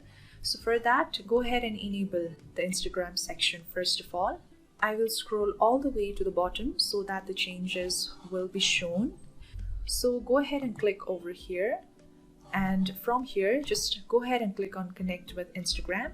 So currently for me this message is showing because I have previously linked my Blossom Themes Instagram page to other websites. For you, if you have not already integrated your Instagram page, then it will ask you to fill in your login credentials. Also, I have added a link in the description box below to a video which will show you in detail how you can easily configure your Instagram section and all the problems that you might have been facing with connecting or integrating your Instagram in your website. The video also addresses those issues. So I'm going to go ahead and click on continue. You'll have to fill in your login credentials and click on authorize or continue, whichever button is showing. As you can see, the access token, username, number of photos, photos per row, the profile link text, and the check for new post every day has automatically been filled in. So you can go ahead and make changes in the number of photos and the rest of the options over here. And you can also change the check for new post every day, which means that here you can choose the number of days for which the new post will be checked and fetched into your website. So after you've made the necessary changes and you're happy with it, click on Save Changes. As you can see, the Connect with Instagram button has now changed to Reconnect with Instagram, which means that the configuration has happened successfully. Now go ahead and click on Save Changes again. Now we will close this tab and we will go back to our customizer. And what I'm going to do is I'm going to disable and enable this again, just as a way of refreshing the tab or the customizer. And as you can see, the Instagram section has now been integrated with my website. And after the changes, click on publish. If we go back to our website, give it a refresh,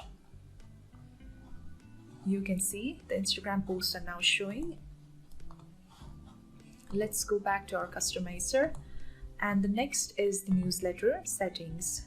So before we go ahead and make configuration from here, we'll have to go back to our dashboard and create a newsletter from there. So let's go back and go to Blossom Themes email newsletter, click on Add New. So from here you can add in the title of your newsletter. From here you can choose the field setting from name and email or email. If you choose name and email, your newsletter will show the name and email placeholder along with the submit button label, as opposed to when you choose email, only email placeholder will be shown. I will choose name and email field settings. You can also easily check in the enable GDPR checkbox. Over here you can add a form note, which is a short message asking your users to subscribe to you. From here you can choose the background color, and from here you can easily upload a background image of your choice. I'm going to add the background color, so let's go ahead and add in the title and then add in the form note. Choose the background and the font color. The process is same, just select the color from the palette and then move in your pointer and the slider to come to the color of your choice. I have selected this minty green color because I think it suits the theme color of the website, and for my font color I'm choosing the classic black. So after the changes are made, go ahead and click on publish. So the newsletter has been created. Now go ahead and copy the shortcode which is showing over here. Go back to the customizer, enable your newsletter section, and then add in the shortcode. And as you can see, the newsletter section has been added to our website. Go ahead and publish it. If you go back to your website and give it a refresh, this is how your newsletter section is appearing. Let's go back. And the last setting from our general settings is the shop section. So let's go to the top and we will go to our shop in the website. So from here you can easily select your shop background image. So go ahead and select the image of your choice. And you can also enable the default shop page description, which is the description showing right over here. Go ahead and publish the changes. We'll go back and we are done with our general settings. So let's get back, and we are also done with the menu section. The next settings is the widgets. So let's go back to our home page again. So you can easily configure the sidebar for your website from the sidebar widget, but currently you cannot add a sidebar to your home page because, as I have said before, the current settings for our homepage display is a static page. If you choose the latest post, you can easily add and display a sidebar on your homepage as well. For now, we will go ahead and configure the sidebar on our blog posts. So go to your blog page and we will go to one of the blog posts from over here. So currently, these are the default sidebars that are showing over here. I'm going to go ahead and remove all of these first. So the default sidebar has been removed. So we will go ahead and add in the sidebars of our choice. So you have to click on add a widget for that. And the first widget that we are going to add is Blossom Author Bio. So click on it. And it has appeared over here. So you will have to add in the title, the author name, and you can display the author picture from the gravatar, or you can also upload a photo of your choice. You have to add in a short description, and then you can also display your own signature from either the signature graphic if you have one, or you can easily type out your signature, which will appear right below here. You can also add the button label, you can also add the button link, and from here you can easily add various social media icons. So let's go ahead and fill in all of the information. I'll start with title. For author name, I'm going to add Sandra Snow just as an example. Now go ahead and add in the picture. You can either display your photo from the gravatar, or you can also upload an image of your choice. I'm going to upload the image. Now add in a short description about yourself and also your website. So for your signature, if you already have created a graphic, then you can display your signature from there. Since I do not have a graphic of the signature, I'm going to type it out.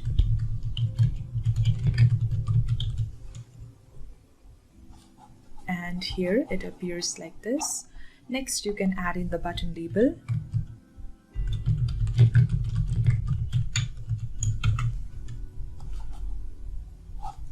And you have to add in the button link over here. And your button has appeared. So from Add Social Profile, you can easily add the social profile through which your users can easily get to be in touch with you. So click on Add Social Profile, and then the process is same. Just search for the social icons and click on the icon. And over here, you have to add in the link to your social media pages. So go ahead and add in all of your social media links. And after you are done adding all of your social media links, go ahead and click on Apply, click on Done, and click on Publish. So this is how you add the author bio section to your sidebar. For our next widget, we will add the Blossom newsletter. So you can also add a newsletter widget to your sidebar. Let's go ahead and search for it. Click on it. And you can add in the title. After that, go ahead and choose the newsletter which we had created from our dashboard, and that newsletter will appear over here. You can also upload a newsletter icon from the images that you wish to add. So go ahead and click on Done, and let's add our third widget. For our third widget, we'll go ahead and add the Blossom popular post. So you can change in the title, the number of posts, and the popular based on the post views or the comment count. And you can also choose the style layout from options 1, 2, and 3. And you also have 3 more options to show the post thumbnail, post date, and let your users open the post in the same tab. So go ahead and check them in. I'm going to choose style number 2. And here your popular post has appeared in the sidebar. Click on Done. And for our fourth and last widget, we'll go ahead and add the Blossom post category slider. From here, add in the title. So you can choose the category, and whichever category you choose, the post from that category will show in the category sidebar widget over here. You can choose the number of slides. And again, 3 more options at the bottom to show the slider arrows, slider pagination, and to change the direction, and also let your users open the post from the category widget in the new tab. So after you have made the changes, click on Done. So in this way, you can add many more widgets. You can also add categories, you can add gallery, you can add a navigation menu from the list of available widgets over here. Go ahead and explore these options. You can easily go ahead and add whichever widgets that you want from the list of available widgets for your sidebar from over here. And after you are done, go ahead and click on Publish. So we are done with adding the sidebar widget, and now we will go back. We'll start configuring our footer areas. For that, we'll go back to our home page and scroll all the way to the bottom to our footer area. So starting with footer area number 1, click on Add a Widget, and you can select from the list of available widgets just like we did in our sidebar. So for our footer number 1, let's go ahead and add the recent posts. So you can change in or override the title from over here, and you can change the number of posts to show from here, and you also have the option to display your post date. After you're done, click on Done and click on Publish. Let's go back, and for our footer number 2, again click on Add a Widget and select the widget of your choice. Let's go ahead and add the products. So your products are showing over here. You can override the title.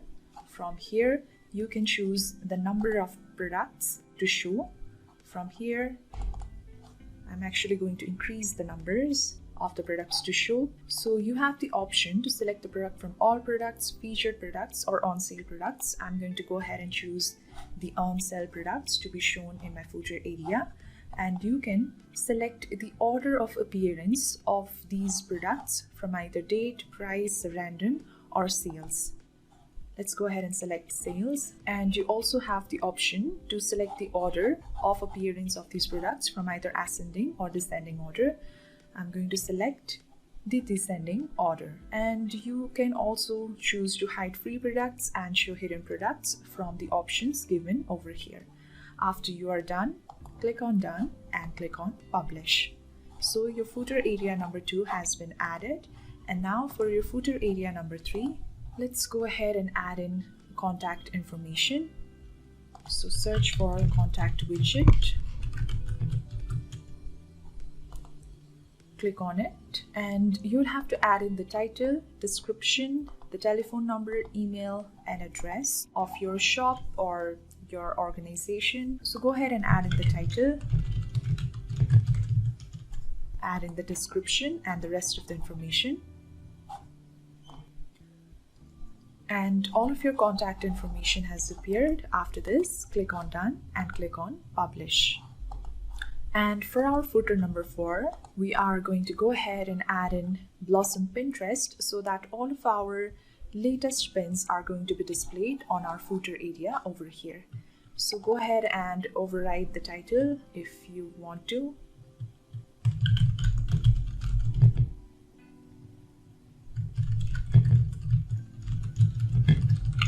So add in your Pinterest URL, which is the link to your Pinterest page from over here. And the latest pins have appeared. So you can also change the height or the pixel. So you can either increase it or you can also decrease the height of your Pinterest widget. So I'm going to keep the height to 400, and your users can also easily scroll up and down to see the pins. And if they click on follow in Pinterest, it will directly take them to your Pinterest page, and from there they can also easily follow you. So click on done and click on publish. So we are done adding the sidebar and all of our footer area widgets. Let's get back, and we are already done with our homepage settings. So the next is the footer copyright text. So you can edit out some part of this. So instead of the copyright 2020 Blossom shop, which is the current footer copyright text, if you wish to remove it or add something else, then you can do that from over here. I'm going to add only copyright 2020, but you cannot hide the author name and the WordPress link. That option is only available in our Pro theme. And from here you can easily add the payment support image, which is going to display right over here. So click on select image and select the image of your payment options. Click on choose image, and that image is going to appear right at the bottom over here, which is going to give your users the information about how or through which medium they can make payment when they shop from your website. So after the changes, go ahead and click on publish. And we are done with our footer settings. Next are the WooCommerce settings. So the first option is the store notice. Now if you enable the store notice, go right on top. The store notice will be shown site-wide, and from here you can easily edit out the store notice.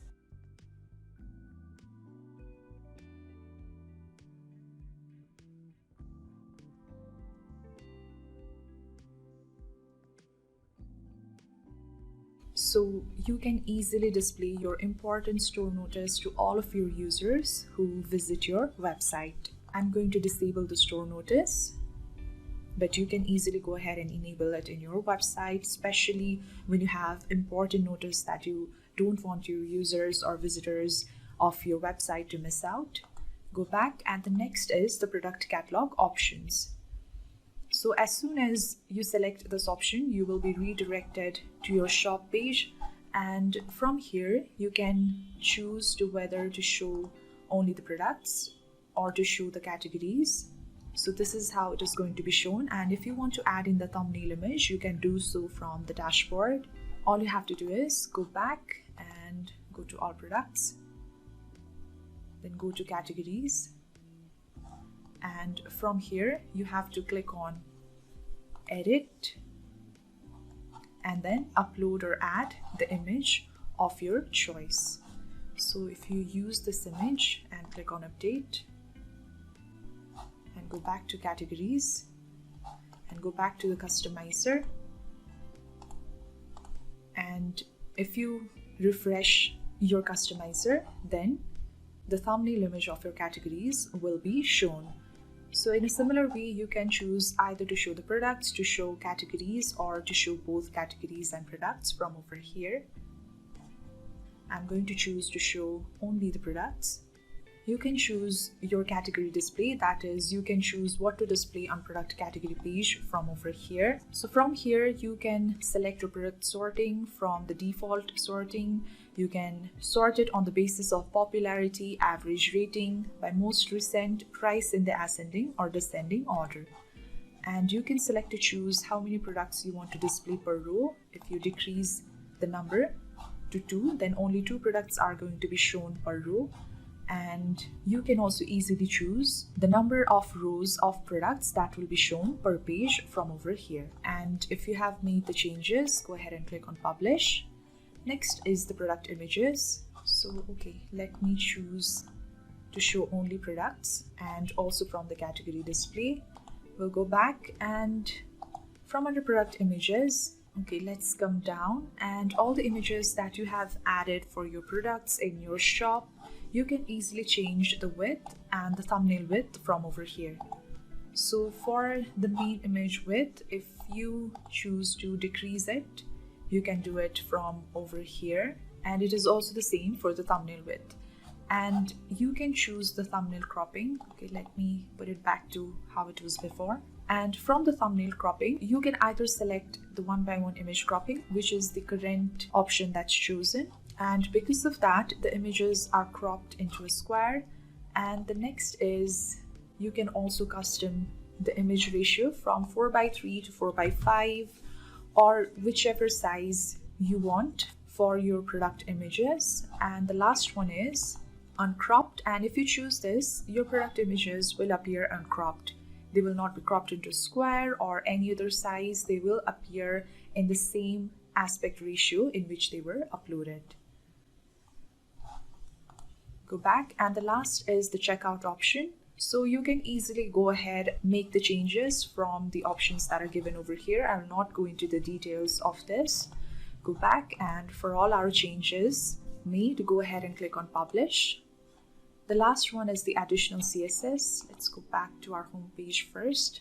So if you have any additional CSS codings, you can easily add them over here to customize the appearance and the layout of your website. The process is same, just add in the code over here and click on publish and see the changes happening in your website on the right hand side.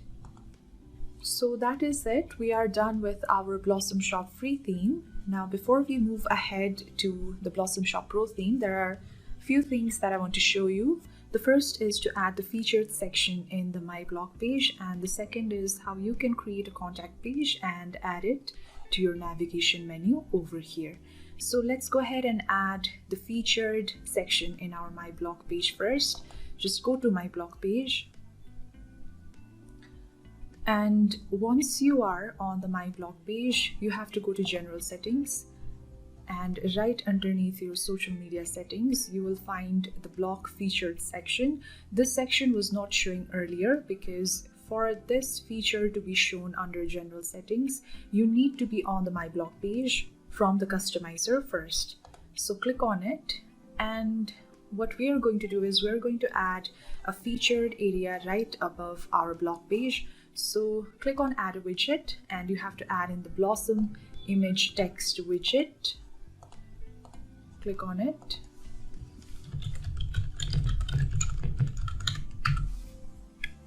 And after searching for Blossom image text, it has appeared. Click on it. So you can add in the title from over here and click on add image text and upload the image of your choice.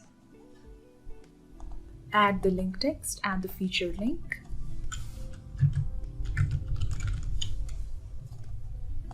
So you have to add in the feature link to the page or the post over here. Similarly, keep on adding the featured areas, upload the image.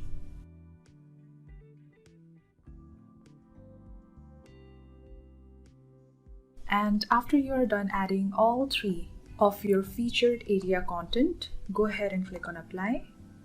And as you can see, the featured area is now showing right above all of your blog posts in your blog page. And click on done, then click on publish. So this is how you can easily add the featured section to your blog page. Now we'll go ahead and add in the contact page to our website and add it to our navigation menu. To create a contact page, go back to your dashboard. So you have to make sure that if you go to getting started from under appearance, then the Contact Form 7 plugin has to be installed and activated. At first, to make sure that it is installed and activated, the Contact Form 7 plugin. Then we go back to our contact plugin, which is showing over here right after we have installed and activated it. Click on it. So if you click on edit, you will be able to remove the tags as per your choice. And what you have to do is you have to copy the shortcode which is showing over here. So go back, and you can also copy the shortcode from over here. Just copy the shortcode, and then we will go to the pages and click on add new. I'm opening it in the new tab over here. So we are creating a new contact page, adding contact to the title, and in the content paste the short form, the contact form, and then click on publish. So the contact page has now been created, and if you open the page, this is how your contact page is going to look like. Now we will go ahead and add it to the navigation menu. For that, go to appearance and click on menus. And this is another way through which you can easily add or remove the items to your menu from the dashboard. Select the contact page from over here, click on add to menu. You can also sort and toggle it. I'm going to put it at the bottom right after all products, and then click on save menu. So if you go back to your website and give it a refresh, you will see that the contact page has now been added to your website and also to your navigation menu. And back to our customizer. So that was it about the Blossom Shop free theme. Now I'll go ahead, download, install and activate the Blossom Shop Pro theme. To download the Blossom Shop Pro theme, again, you'll have to go to blossomthemes.com, our website. Then from under shop, from under premium themes, go to Blossom Shop Pro. I have also added a link down in the description box to the sales page over here so that you can easily have access to this page. So select the product of your choice and then click on get it now. After that, you'll have to add in your email address, first name and last name, just like we did with our free theme, and then click on proceed to payment, and your theme will be emailed to you in a zip format. Since I have already downloaded the theme, I will go ahead and install and activate it. To install the Blossom Shop Pro theme, you'll have to first of all go to your dashboard, and to go to appearance, click on themes, click on add new, upload theme, and then select the zip file that you received. Click on install now.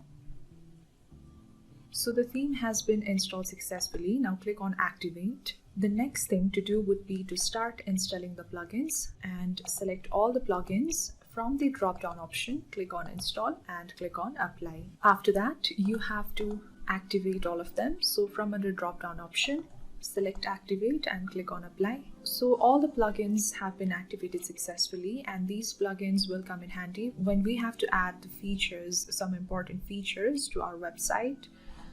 So we will go back, and the next thing to do would be to start activating the theme license. So click here to enter your license key and scroll down. here you'll have to add in your license key. So you can find your license key in the download section of your Blossom Themes dashboard, or you will also find it along with the purchase details in your email address. So go ahead and add in the license key. Your license key will look something like this. Now click on Save Changes. Click on Activate License. Now, as you can see, your license is activated, and after you have activated your license, you can easily get all the updates with just a click. Now, we will go back to our website and give it a refresh, and we will just try to figure out the differences that we can see after we have updated to the Pro theme at a glance. So go ahead and refresh it. I have already refreshed it. As you can see, the layout seems different, and under the header items, the wish list item was not there previously. It has also appeared, and if you come down, you can see that there are more options for your customers. They can add the products to the wish list. They can take a quick view of the product details, such as these, and they can also easily compare in between the products. Come down. So this section was also not available in our free theme, but it is now with our Pro theme, and you can easily announce the site-wide sales with this section. Come down, and having the options to add the products to wish list, to take a quick view, and to compare the products are also available for all of the products. So come down, and as you can see, the layout of the testimonial has also changed. Come down, and right underneath your newsletter section, you can easily add your contact information for your users. So these are the changes that we have seen at a glance. Now we will go back to our customizer and give it a refresh and see all the changes, all the features that we get with our Pro theme. So go back, refresh the tab. At first look, we can tell that there are so many features that you get with your Blossom Shop Pro theme. Now we'll go ahead and explore all of them one by one. We will start with site identity. And under site identity, everything else is the same. The one different feature that we get is we get to set the width or the pixel of our site logo over here. So currently the appearance of the site logo is smaller. If we set it to 150, then we can also make it appear bigger. So the rest of the settings are same, so I'll not go into it. Click on Publish. We'll go back, and the next is the appearance settings. So from under appearance settings, again, the color settings are same, and also having an image as your body background image is the same. The extra option that we get is we can easily choose from 64 different awesome background patterns for our site background. So if you like the dark colors to be your background with some patterns, then you can easily choose that. If you wish to have textures, then you can also choose that. And if you choose on No BG, which stands for no background, then you can easily go ahead and select that option.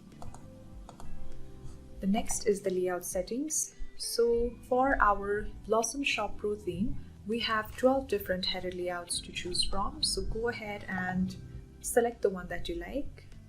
And as you can see, the header layout has changed completely. You can go ahead and select your favorite. You don't have to stick with our choice, and click on Publish. And if we want to change the header layout, we can always come back and do that. So let's go back. And the next is the slider layout. So you have 6 different slider layout options to choose from.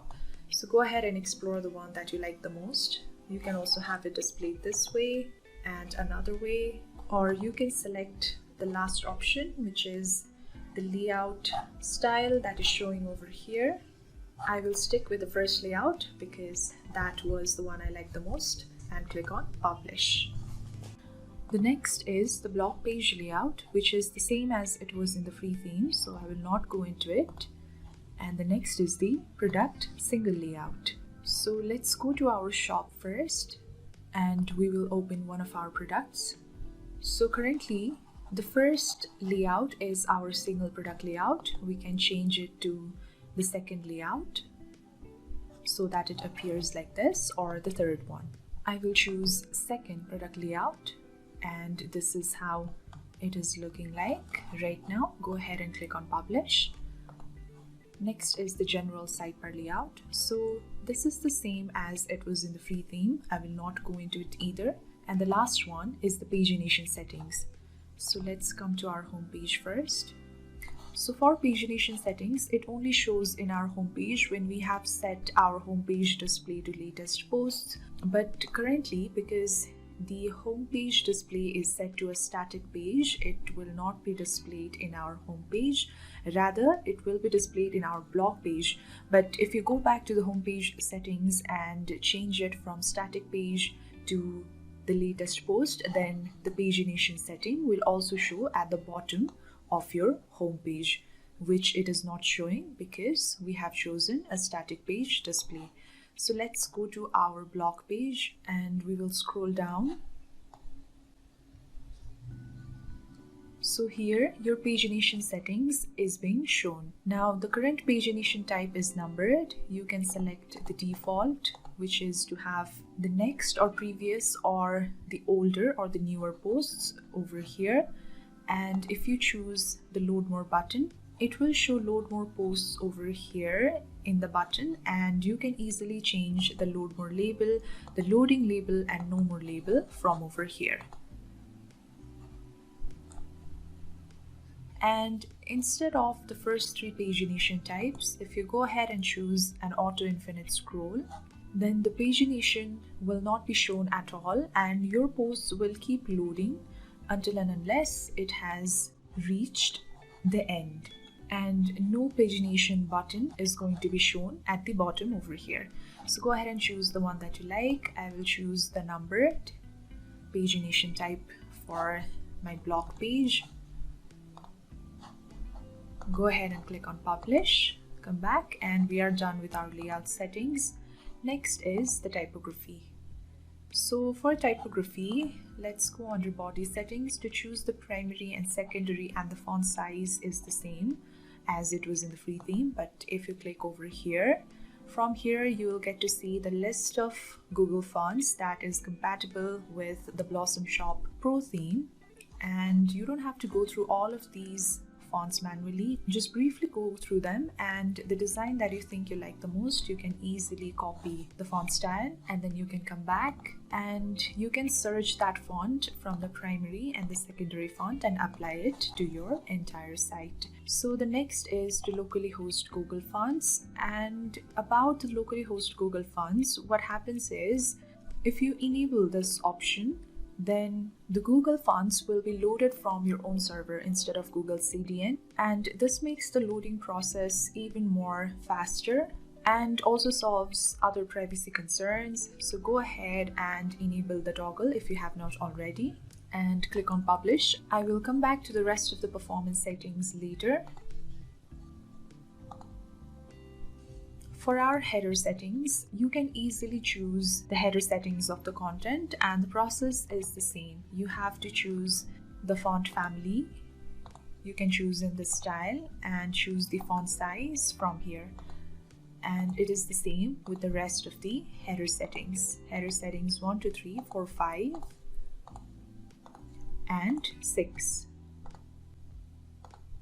And we are done with the typography. Next is the front page settings. So we will start with our banner section. So to disable the banner section, to have a static image or a video call to action banner, and to have the banner as the slider is the same as it was in the free theme. I will not go into this. The extra options that you get is to have the static or the video newsletter banner. So select it. So if you select a video, then with your video you can easily add the newsletter banner, and you can also easily add the newsletter which we had created from our dashboard earlier to display on your banner section. For that, we'll go back and from under general settings, let's copy the shortcode. We'll come back and front page settings to the banner section. And instead of this newsletter which was showing here in default, if we copy and paste the shortcode to the newsletter which we had created earlier, then that newsletter will be shown on your banner section. So instead of a video, you can easily add a static image. So I'm going to remove the video first so that the image gets shown. And here your newsletter banner will appear with a static image like this. Also, you can set the banner caption alignment from left to center to right. The choice is yours. And you can also easily add a YouTube video as I showed you previously and have the newsletter banner displayed there as well. The next option is to have a static or a video product search banner slider. So select it first. You can easily add a video again. Or you can add in the YouTube URL to the video that you want to feature on your banner slider.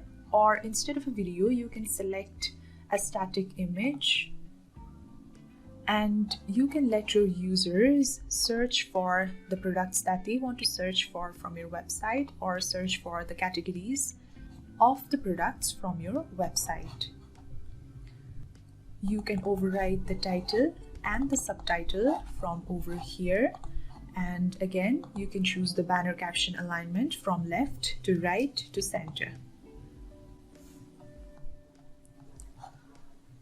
I'm going to choose my banner as the slider as it was before. So if I choose my banner as a slider, I will have more options under slider content style in the Pro theme. In the free theme, we only had latest post and category options for our slider content style. But in our Pro theme, we have 4 more extra slider content style options. So let's go ahead and check all of them out. So if you select pages as your slider content style, then you will have the option to add new pages, and if you click here you will have the option to select the page that you have created to have as your banner slider. So if you go ahead and choose one of the pages, then that particular page will be shown in your banner slider. And you can similarly go ahead and add more pages and they will keep on appearing as your banner slider. So for the second banner slider, the image is not being shown because the featured image has not been added, which is why it is showing a gray layout. But this is how you can add pages for your banner slider. The next option is to custom your slider content style. So select custom. And from here, you can easily add the new slides. So you do not have to be limited to the posts or the pages. You can easily go ahead and customize your slider content as per your choice. So click on add new slide, add an image of your choice. And you can add in the title.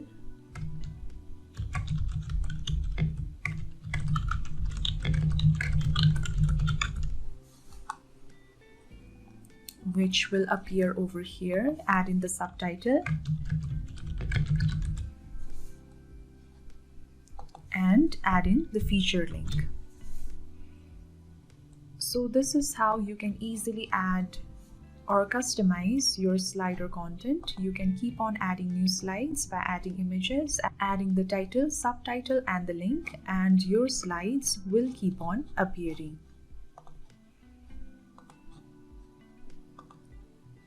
The next option is to choose your latest products as your slider content style. So choose that option and all of your latest products are going to be shown as your banner slider. The last one is to select the products category as your slider content style. So if you select this, then you will have one more option to select from, that is to select your product category, and whatever category you choose, the products from that particular category will be shown in your banner slider. So for example, if you select outfits as your product category for your banner slider, then all the products from under the product category outfit are going to be shown in your banner slider over here. And enabling the slider caption as well as selecting the banner caption alignment from left, right, center, and the rest of the options are the same as I had explained before, so you can easily go ahead and customize them according to your choice. I'm going to select my categories as the latest content style of my banner slider, but you can go ahead and make your choice. The next is the service section. So the service section is the same in terms of adding the service section widgets. You can go ahead and add more widgets. The extra option or the features that you get with the Pro theme is that you get to choose the service layout for your site. So you can choose from 3 of the options that are available and select the option that you want. I will go with the third option for this one. Click on Publish. The next is the Recent Product section. So the Recent Product section is pretty much the same as it was in the free theme. The extra features that you get is you get to choose your recent product from the product category, and you can also select the products for Recent Product section over here. And you can also select the recent product layout. This option was not available before. So if you want to select the products for your recent product section, you can select the products of your choice by clicking on Add New Product and click on Choose and select from the drop-down option over here. So go ahead and select the products that you want to choose. Similarly, you can go on adding other products.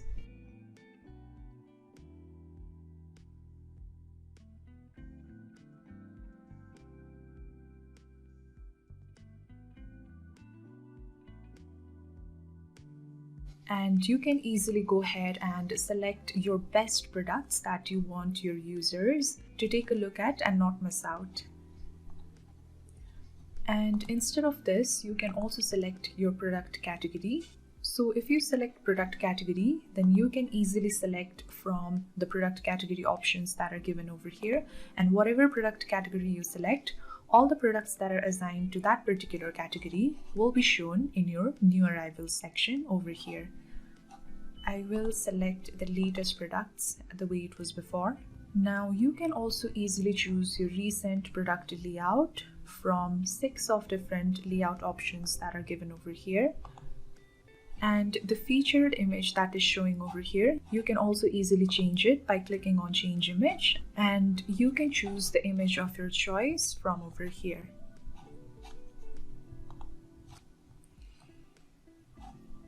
Click on Publish. The next is the featured section. So from under featured section with the Pro theme, you can easily choose the layouts, and you can also easily choose your featured content type from custom and category. From custom, you can easily customize your featured content type, and from under category, you can choose the categories as your featured content type. So choosing the page for your featured content type is the same as it was in the free theme, so I will not go into it. If you want to customize your featured content, click on Custom, and you can easily add the featured content. Click on Add Featured Content, then add the image of your choice, add the title, and then add in the feature link to the page or the post. So you can go ahead and keep on adding the new featured content, which will be shown over here.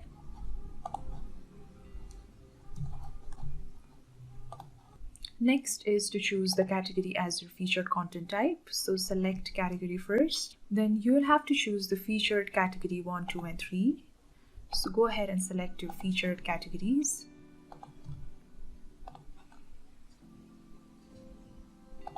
So currently the images are not showing because the thumbnail images have not been set for these categories. If you want to add the thumbnail images for your categories, you'll have to go back to your dashboard and go to categories, then click on edit and add the thumbnail image and update it from there.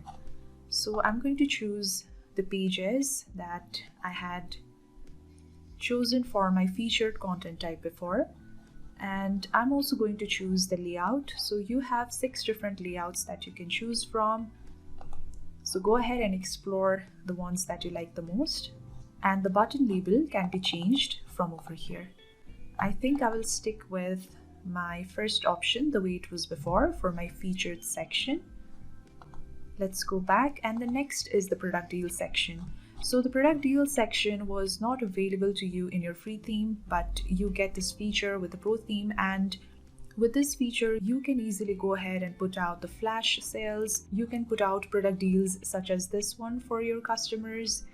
So from here, you can easily change the title. You can change the subtitle from over here and select the event time. You can select the upcoming event time from over here and change the product deal section button. Here, you will have to add the link to your product deal section page. And if you want to add an image, you can also do that. So go ahead and select the image. And this is how it is going to appear in your website. Go ahead and click on Publish to save the changes. Let's go back, and the next is the Category 1 section.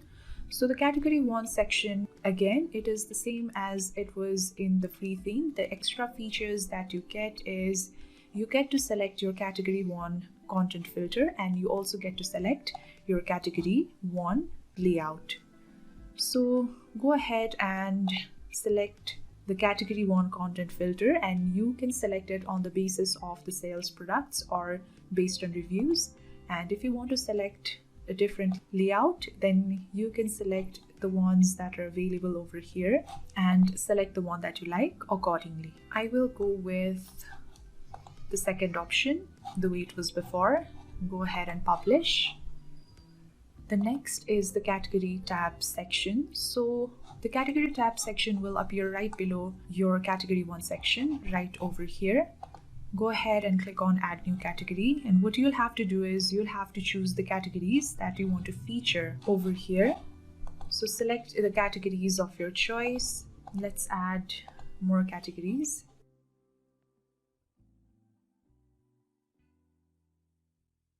As you can see, the category tabs have been added, and also the products that were assigned or that were under these respective categories are showing now. So if you click on Publish and go back to your shop, let's give it a refresh. Come down, and here are the changes that we have made with our Pro theme. And if you come down to the Category tab section, then you can see that all the categories that you have set under your category tabs, the products are now showing underneath each one of these categories. So this is how you can set it. Let's go back. And the next is the Category 2 section. So Category 2 section is another feature that you get exclusively with the Blossom Shop Pro theme. So you can easily go ahead and edit out the Category 2 section title, subtitle, change the featured image, the feature title, subtitle, the button label, and everything from here. So from underneath here, you get to choose your Category 2 content. So select the content from over here. Let's go ahead and select Designer. So all of your products from under Designer category are going to be shown over here, and you can also select your Category 2 filter content on the basis of latest products, on sale products, and based on reviews. From here, you can easily change your Category 2 layout. So go ahead and explore all the different options, and you can select that particular layout for your Category 2 section. I'm going to select the fourth layout. Click on Publish. The next is the About section. So with the Pro theme, you get two different layouts for your About section. You get the first one over here, and you also get the second one. So with the second one, if you have set the featured image to your About page, then that is going to be displayed right over here. I'm going to select the first option just the way it was before. And the next is the Category 3 section. So again, Category 3 section is an extra feature that you get with the Blossom Shop Pro, just like Category 1 and 2.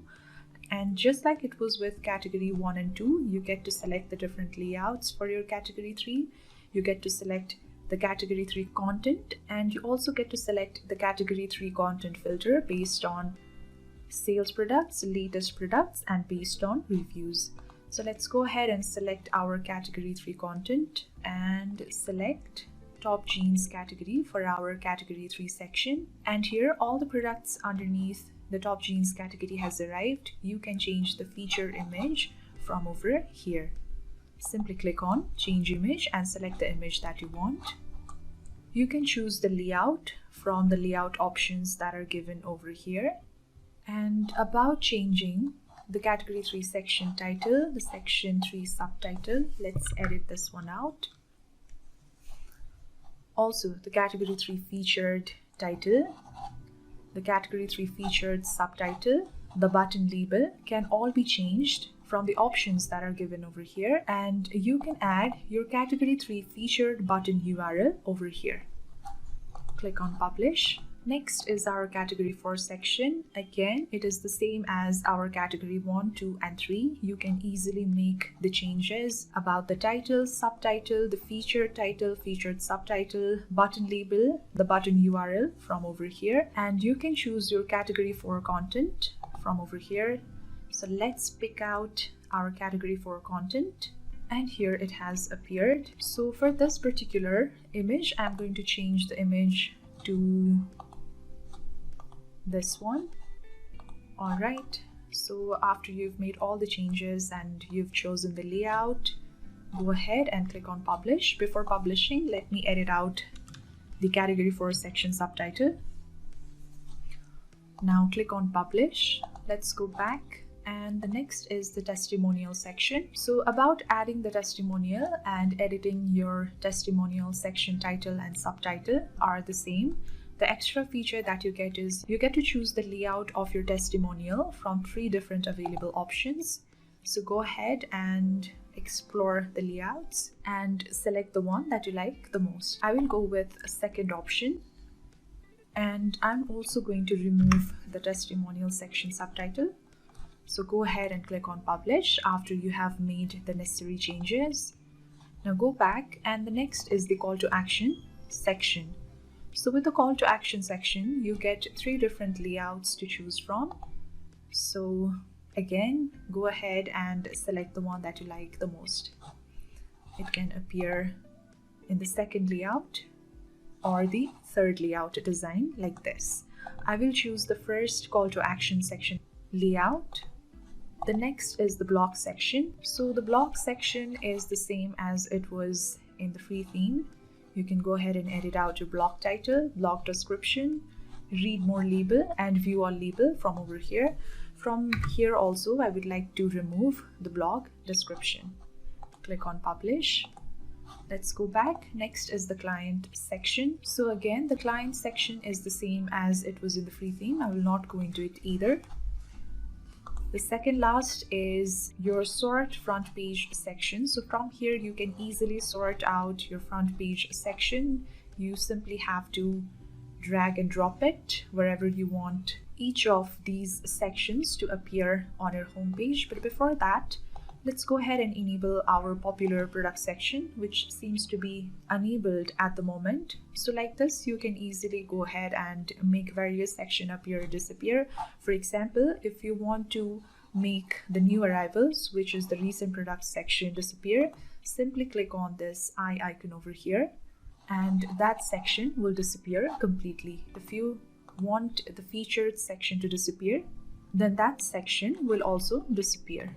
So let's just say you want your category tab section to appear right in front of featured section. You simply have to drag it and drop it.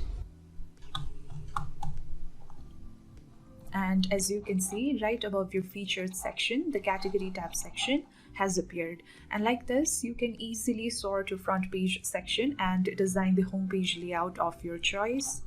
I'm going to put it back where it was before. Click on publish to save the changes. The next is the one page settings, and if you enable the section menu, then all of the sections that are appearing in your home page over here, all of these will also include or will be included in the navigation menu right over here, as you can see it. And just in case if you want to remove any of these sections from your navigation menu, you simply have to clear up that particular section menu label box, and that particular section will not be shown in your navigation menu anymore. And you can also choose to disable or enable the home link in the section menu. I'm going to disable the section menu because I think it is looking a bit crowded. Alright, let's get back. And after we made the popular product section appear in our front page, the popular product section has also appeared. So let's go ahead and configure this as well. Click on it.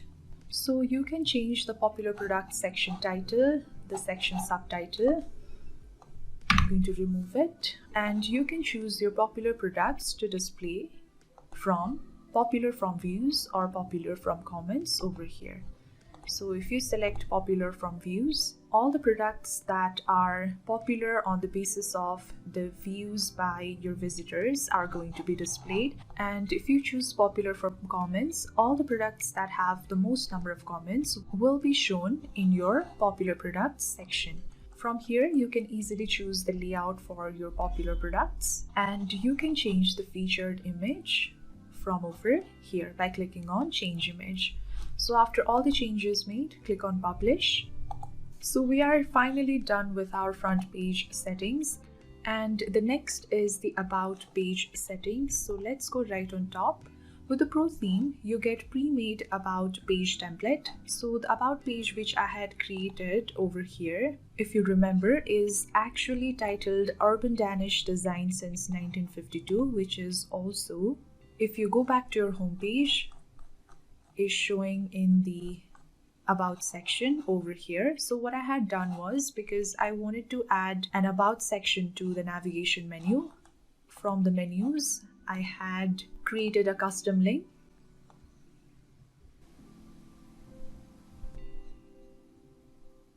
for this specific page, and I had copied and pasted the link, and I had added the navigation label as about, which is why if you go right on top and go to the about page, this particular page appears because I had created a custom link over here. So now that we have a pre-made about template with the Blossom Shop Pro theme, I'm going to remove this, and we are going to add that particular about page in our navigation menu. So let's click on publish first, and we will go back and we will go to about page settings. And as soon as I clicked on the about page settings, it redirected me to the pre-made about page template. So from about template section, you can change the default background image. So if you want to change the image, click on change image, and you can select the image of your choice. So click on publish. This is how you can change the background image of your about template page. Let's go to the about intro section. To add the about intro, you'll have to add the Blossom featured page widget. So if this widget was not already showing here, click on add widget, search for a Blossom featured page, which is showing over here, and you'll have to click on it. So from here, you'll have to go ahead and choose the page, and the content from that particular page will be shown as your about intro. I'm choosing the same page that I have for my about section in the home page. And I have also quickly added a featured image from the dashboard for this page. So you have the option to show or hide the full page content, and you also have the option to show or hide the featured image over here. And you also have the option to choose the alignment from right, left, and centered. So after you are done with the changes, click on publish. We'll go back. And the next is the about testimonial section, which is showing over here, and you can easily change the testimonial section title and subtitle, and also go on adding or remove the Blossom testimonial widget from over here, which is going to be shown on the testimonial section under the about section over here. The last one is the about client section, so you can easily go ahead and add in the title if you want to, and you can either add or remove the client logo widgets from over here, just the way I showed you before. Let's go ahead and click on publish. So that was it about our about page settings. Now what I will do is I will go to the menus and add this particular about page to the navigation menu. From the primary menu, click on add items, and here is the about page. Click on it and click on publish. And your about section has appeared over here. You can also easily sort your menu by dragging and dropping it. Next is the contact page settings. So we have already created a contact page from our free theme, but we have pre-made template, contact page template for our pro theme. So what I will do is I will go back to the dashboard and I will delete the existing contact page, and I will go ahead and create a new contact page, and we will start configuring our customizer settings for our contact page settings. Go back to your dashboard and let me first of all delete the contact page that we already have. And now let's go ahead and add a new contact page. Click on add new, add in the title, and make sure that for your template you choose the contact page template. Click on publish. Now let's go back to our dashboard again, and from the contact plugin, click on contact forms, copy the shortcode, then go back to pages, click on all pages, edit or open the contact page, paste the shortcode and click on update. Now let's go back to our customizer, and the first thing I will do is I will remove the contact page from the navigation menu first.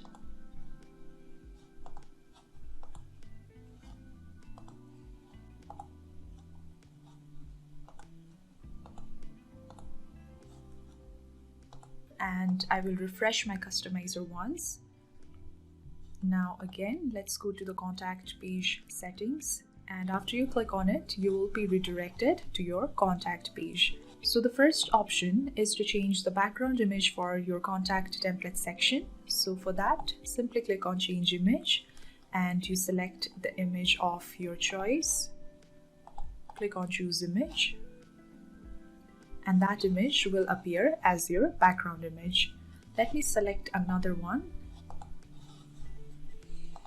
So that image will appear as your contact image. Click on publish. Now the next option is the contact form section. So from here you'll have to add the text widget for your contact form. Click on add a widget and then search for text. Click on it. So go ahead and add in the title. You can also add the media from over here or add a text.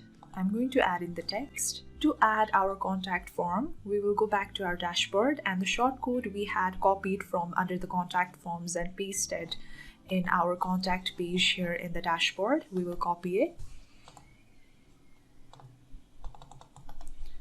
Copy the shortcode and just paste it right underneath your text, and your contact form is now showing. Click on done and click on publish. The next option is the contact section. So for that you'll have to add the Blossom contact and custom HTML widget. So click on add a widget and let's search for Blossom contact. Click on it. Now if you want to add in the title, you can add in the title, add the description, telephone number, email and address to your shop, and you can also go on adding social media icons from over here. So fill in all the details. After that, add in the social media links. The process is same. Search for the social media icon from over here, and after the icon has appeared, click on that and add your social media link over here.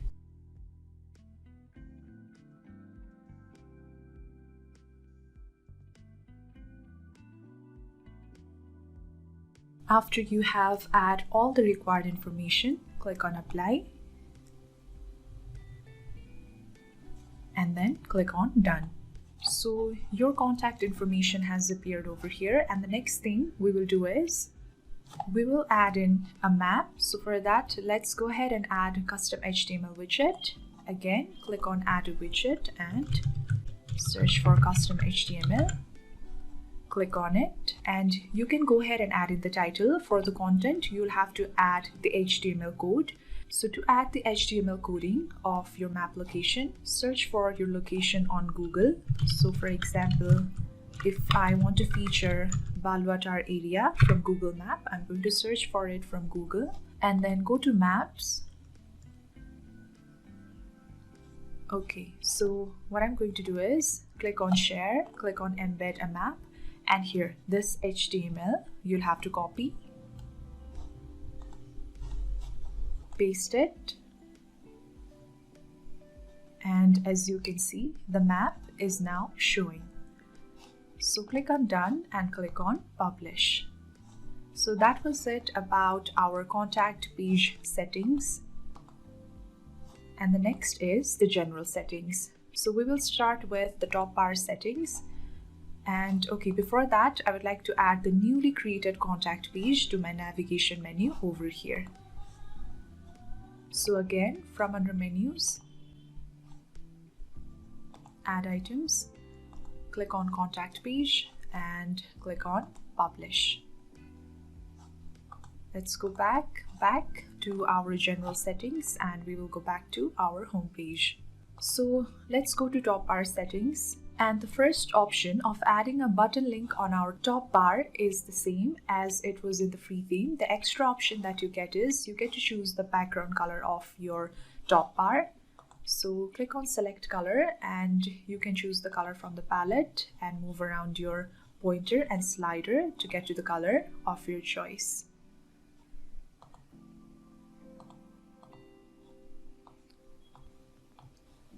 So this is how you can change the background color. I will stick with the default color for my top bar. And also the extra option that you get is you get to feature a newsletter in your top bar instead of button link. So go ahead and select the newsletter option. And over here, you'll have to add in your newsletter shortcode. Again, back from your newsletter settings, copy the newsletter shortcode, go to top bar and paste the shortcode over here to feature the newsletter which we had created earlier from our dashboard. And this is how it is going to be shown right on top. I'm going to choose the button link for my top bar type and click on publish. Let's go back. Next is the header settings. So the first option is to enable the sticky header at the top. So correctly, if we scroll down, no sticky header is being shown. But if you enable this option, then the sticky header will be accessible from all different sections of your website. You can also easily enable or disable the header search, the user login, wishlist cart, shopping cart from the options that are given over here. And also choosing the header background image is the same as it was in the free theme. The extra options that you get is you get to add the currency switcher shortcode and language switcher shortcode. So the currency switcher shortcode allows your site visitors switch products, prices, currencies according to set currencies rates in the real time and pay in the selected currency optionally. Whereas the language switcher shortcode let visitors view your content in their preferred language. For the currency switcher shortcode, you'll have to go back to your dashboard and go to plugins. And what you'll have to do is you'll have to install and activate the WooCommerce plugin. So click on Add New and then search for the WooCommerce plugin. Enter. So this is the plugin that you have to install and activate. After that, it will be shown with a list of installed plugins right over here. So let's go back to the customizer. And the shortcode for currency switcher is WooCommerce, which is also given over here. So I'm simply going to copy and paste it. And here it will give your users the option with changing the currency. For the language switcher shortcode, you'll have to go to dashboard again and again from plugins, click on Add New, and this time you'll have to install and activate Translate Press plugin.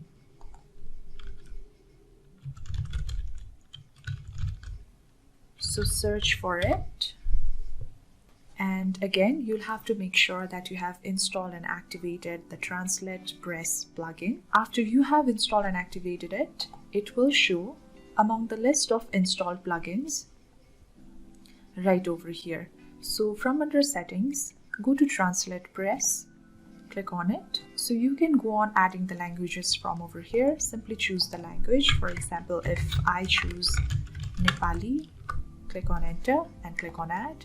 So copy the shortcode first and we will go ahead and save the changes. Click on Save Changes after you have copied the shortcode. Now go back to your customizer and enter the language switcher shortcode. And as you can see, the language switching option is already given with the flags of the respective countries. Click on Publish. And if we go back to our website, just give it a refresh first. You can see that the language switching option is already showing with the flags of the respective countries, and it is also showing right over here. The button is now showing in the website. Go back. Let's go back. And the next is the social media settings, which is the same as it was in the free theme. So I will not go into it either. You can go ahead and add more social media links from over here. Next is the social sharing. So let's go to our blog page for that one. And if you scroll down and open one of the posts, here you will see the social sharing buttons. If you disable this option, your social sharing buttons are not going to be shown anymore. So go ahead and enable it. The next option is to enable the Open Graph meta tags. And to give you a brief idea about what this means, if you decide to share one of your posts, let's say this particular blog post, on one of the social media platforms, then the Open Graph meta tags determine how the link of your posts are going to look like on the social media platform where you have shared your post. So you can disable this option if you're sharing Jetpack, Yoast, or other plugin to maintain Open Graph meta tags. You could change your social share title, that is over here, from over here. Just type in whatever word you want to add for your social share title and it will override the title that is already here. Next is the social sharing buttons. So here are various social sharing buttons that you can easily enable and they will be shown under the list of social sharing buttons over here. So let's just say if you wish to enable the Tumblr social sharing button, just click on this eye icon over here and it will appear along with the list of social sharing buttons. You can also easily go ahead and sort and toggle by dragging and dropping them like this. Go ahead and click on Publish. We'll go back. And the next is the SEO settings, which is the same as it was in the free theme. I will not go into it either. The next is the post blogs and pages settings. So even in post blogs and pages settings, the first four options are the same as they were in the free theme. The extra option that you get is to avoid the blog post image crop. So if you go back to your My Blog page, all of these images have been cropped as per the predetermined image size of the theme. And if you enable this option, the images will not be cropped anymore.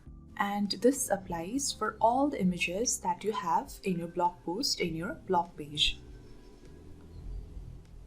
The next three options to hide the author section to show the related post and the related post section title are the same as they were in the free theme. Another extra option is that you get to choose the related post which is going to display underneath your blog post based on categories or the tags. So if you choose category, all the posts with the relevant categories will be shown or displayed as your related post. And if you choose tags, the posts based on relevant tags will be shown as your related posts.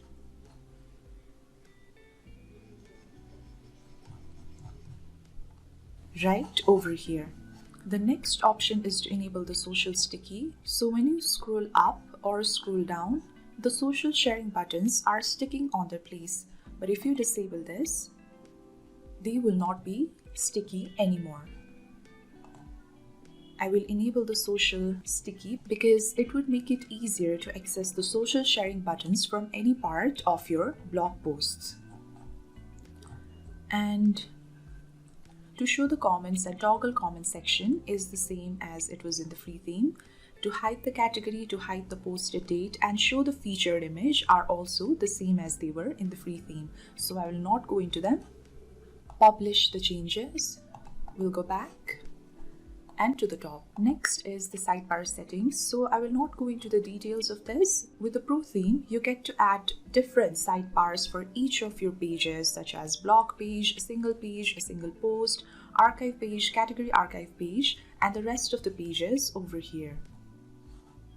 The next option is to enable the lazy loading of the featured images, and when you enable this option, it will enable the lazy loading of the featured images, which means that when your users or visitors come to your website, then until and unless they have reached a specific section in your website, in your home page or your other pages, the images will not be loaded. And it is the same with the lazy loading of the content images. The only difference is that it enables the lazy loading of the images that are inside the page or the post. The next is the lazy loading of the gravatar image. The feature is the same. If you happen to have a gravatar image in your website, it enables the lazy loading of the gravatar image.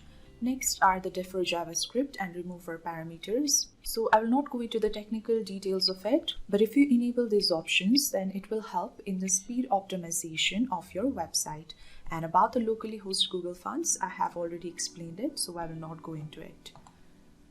So you can go ahead and enable or disable the toggles as per your preference. Go ahead and click on Publish. The Instagram and newsletter settings are the same as they were in the free theme. Next is the Miscellaneous Settings. So the first option is to enable or disable the admin bar. So if you enable your admin bar, click on Publish, go to your website and refresh it. The admin bar will be shown over here.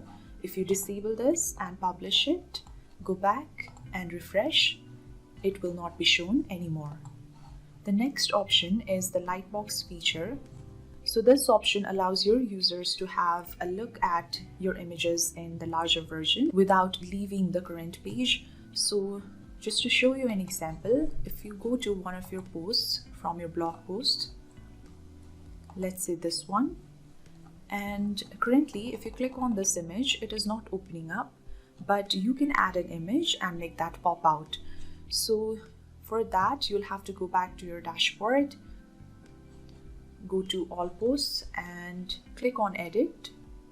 So to add the Lightbox feature, let's go ahead and add in an image first. And when you select the image, you'll have to copy the file URL. Click on the copy URL button, select it, go to insert link and paste the URL. Click on apply, then click on update. Now go back to your customizer and enable the option. Click on publish. If you go back, this image was not showing up. Go ahead and refresh it. And while you click on this image, it does not pop out. But if you click over here on this image, because the Lightbox feature has been applied and enabled, the larger version of the image can now be seen without having to leave the page, and you can also zoom in and zoom out. Next option is to make the last widget sticky. So currently, if you scroll down, your sidebar widget, after they've come to an end, here is the blank space. But if you enable this option, then whether you scroll up or you scroll down, the sidebar widgets will be made sticky. So your users or you yourself can access to your sidebar widgets from any section of your site or page. The next option is to enable the drop cap. If you enable this option, the first word of the post or the page content will be shown in drop cap. The last option is the product image crop, and if you enable this option, it will disable the automatic cropping of product images on homepage sections. So go to your homepage, and if you enable this option, then the images that were cropped before will not be cropped anymore. I will disable this option, but you can choose to enable it as per your preference. Click on publish. And next is the shop settings. So let's go to our shop first. So from here, you can easily change the image. Simply click on change image and select the image of your choice, which will override the image that is already here. Next is to enable to show the shop page description. You can either disable or enable it, and from here you can easily override the description for your shop page, which will be displayed over here. Go back. Next is the Google Analytics settings. So if you have any Google Analytics code, you can paste the codings over here and click on publish. Customizing your menus is the same as it was in the free theme. Next is the widgets. In the Pro theme, you get 4 extra footer widgets, and you also get a shop sidebar, which is the sidebar that is showing over here. You can easily go ahead and remove or add the widget for your shop sidebar.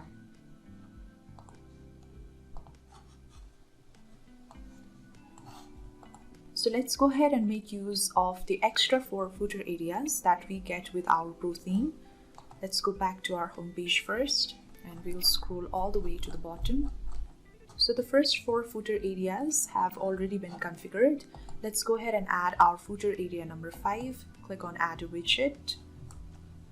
I will add product categories, and it will display on top over here.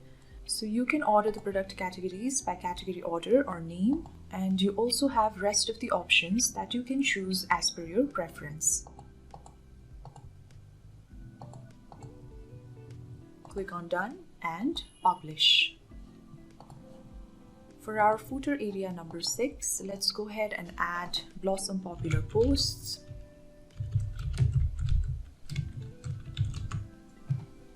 Click on it, and you can override the title, choose the number of posts, and choose the popular posts based on post views or comment counts. You can also choose the style layout from the options 1, 2, and 3. I'm going to choose style layout number 2. And you also have 3 more options that you can check in as per your preference. I think I'll go with style layout number 1. I think it looks more appealing this way. Click on done and click on publish. For our footer area number 7, again, click on add a widget. Let's go ahead and add more product widgets. So let's go ahead and add a product search bar for our footer area number 7, so that the users will be able to easily search for the products that they want from their site. And it is going to appear like this. You can override the title. Click on done and click on publish. The last footer area is the footer area number 8, and for this, let's go ahead and add recent products or recently viewed products. So click on the widget and it will be shown like this. So you can easily override the title again from here, and you can choose the number of products to be displayed from over here. Click on done and click on publish. So we are done with adding all of our footer areas. Let's go back, and the homepage settings is the same as it was in the free theme. Next is the footer settings. So with the Pro theme, you get to hide the author link and also the WordPress link, which is showing over here. And from here, you can easily type in your copyright text.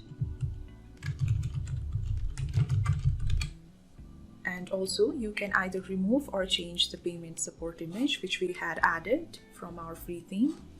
Also, the extra option that you get is you get to add in your contact details, such as the phone number, email, opening hours, and also your WhatsApp number from over here. And you can easily edit out the labels of phone number, email, opening hours, and WhatsApp from the label boxes over here, and add in the details accordingly, which will be displayed right over here. And after the changes are made, click on publish. The WooCommerce settings are the same as they were in the free theme, so I will not go into it.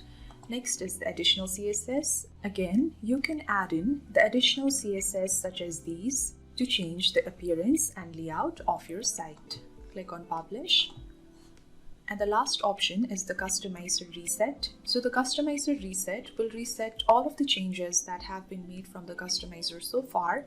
So make sure that you read all of the text that is given over here before you click on the reset button. And even if you click over here, it will give you 15 seconds to whether or not to proceed with your Customizer Reset. So that was it about the Blossom Shop Pro theme. We will go to our website and take a final look at it.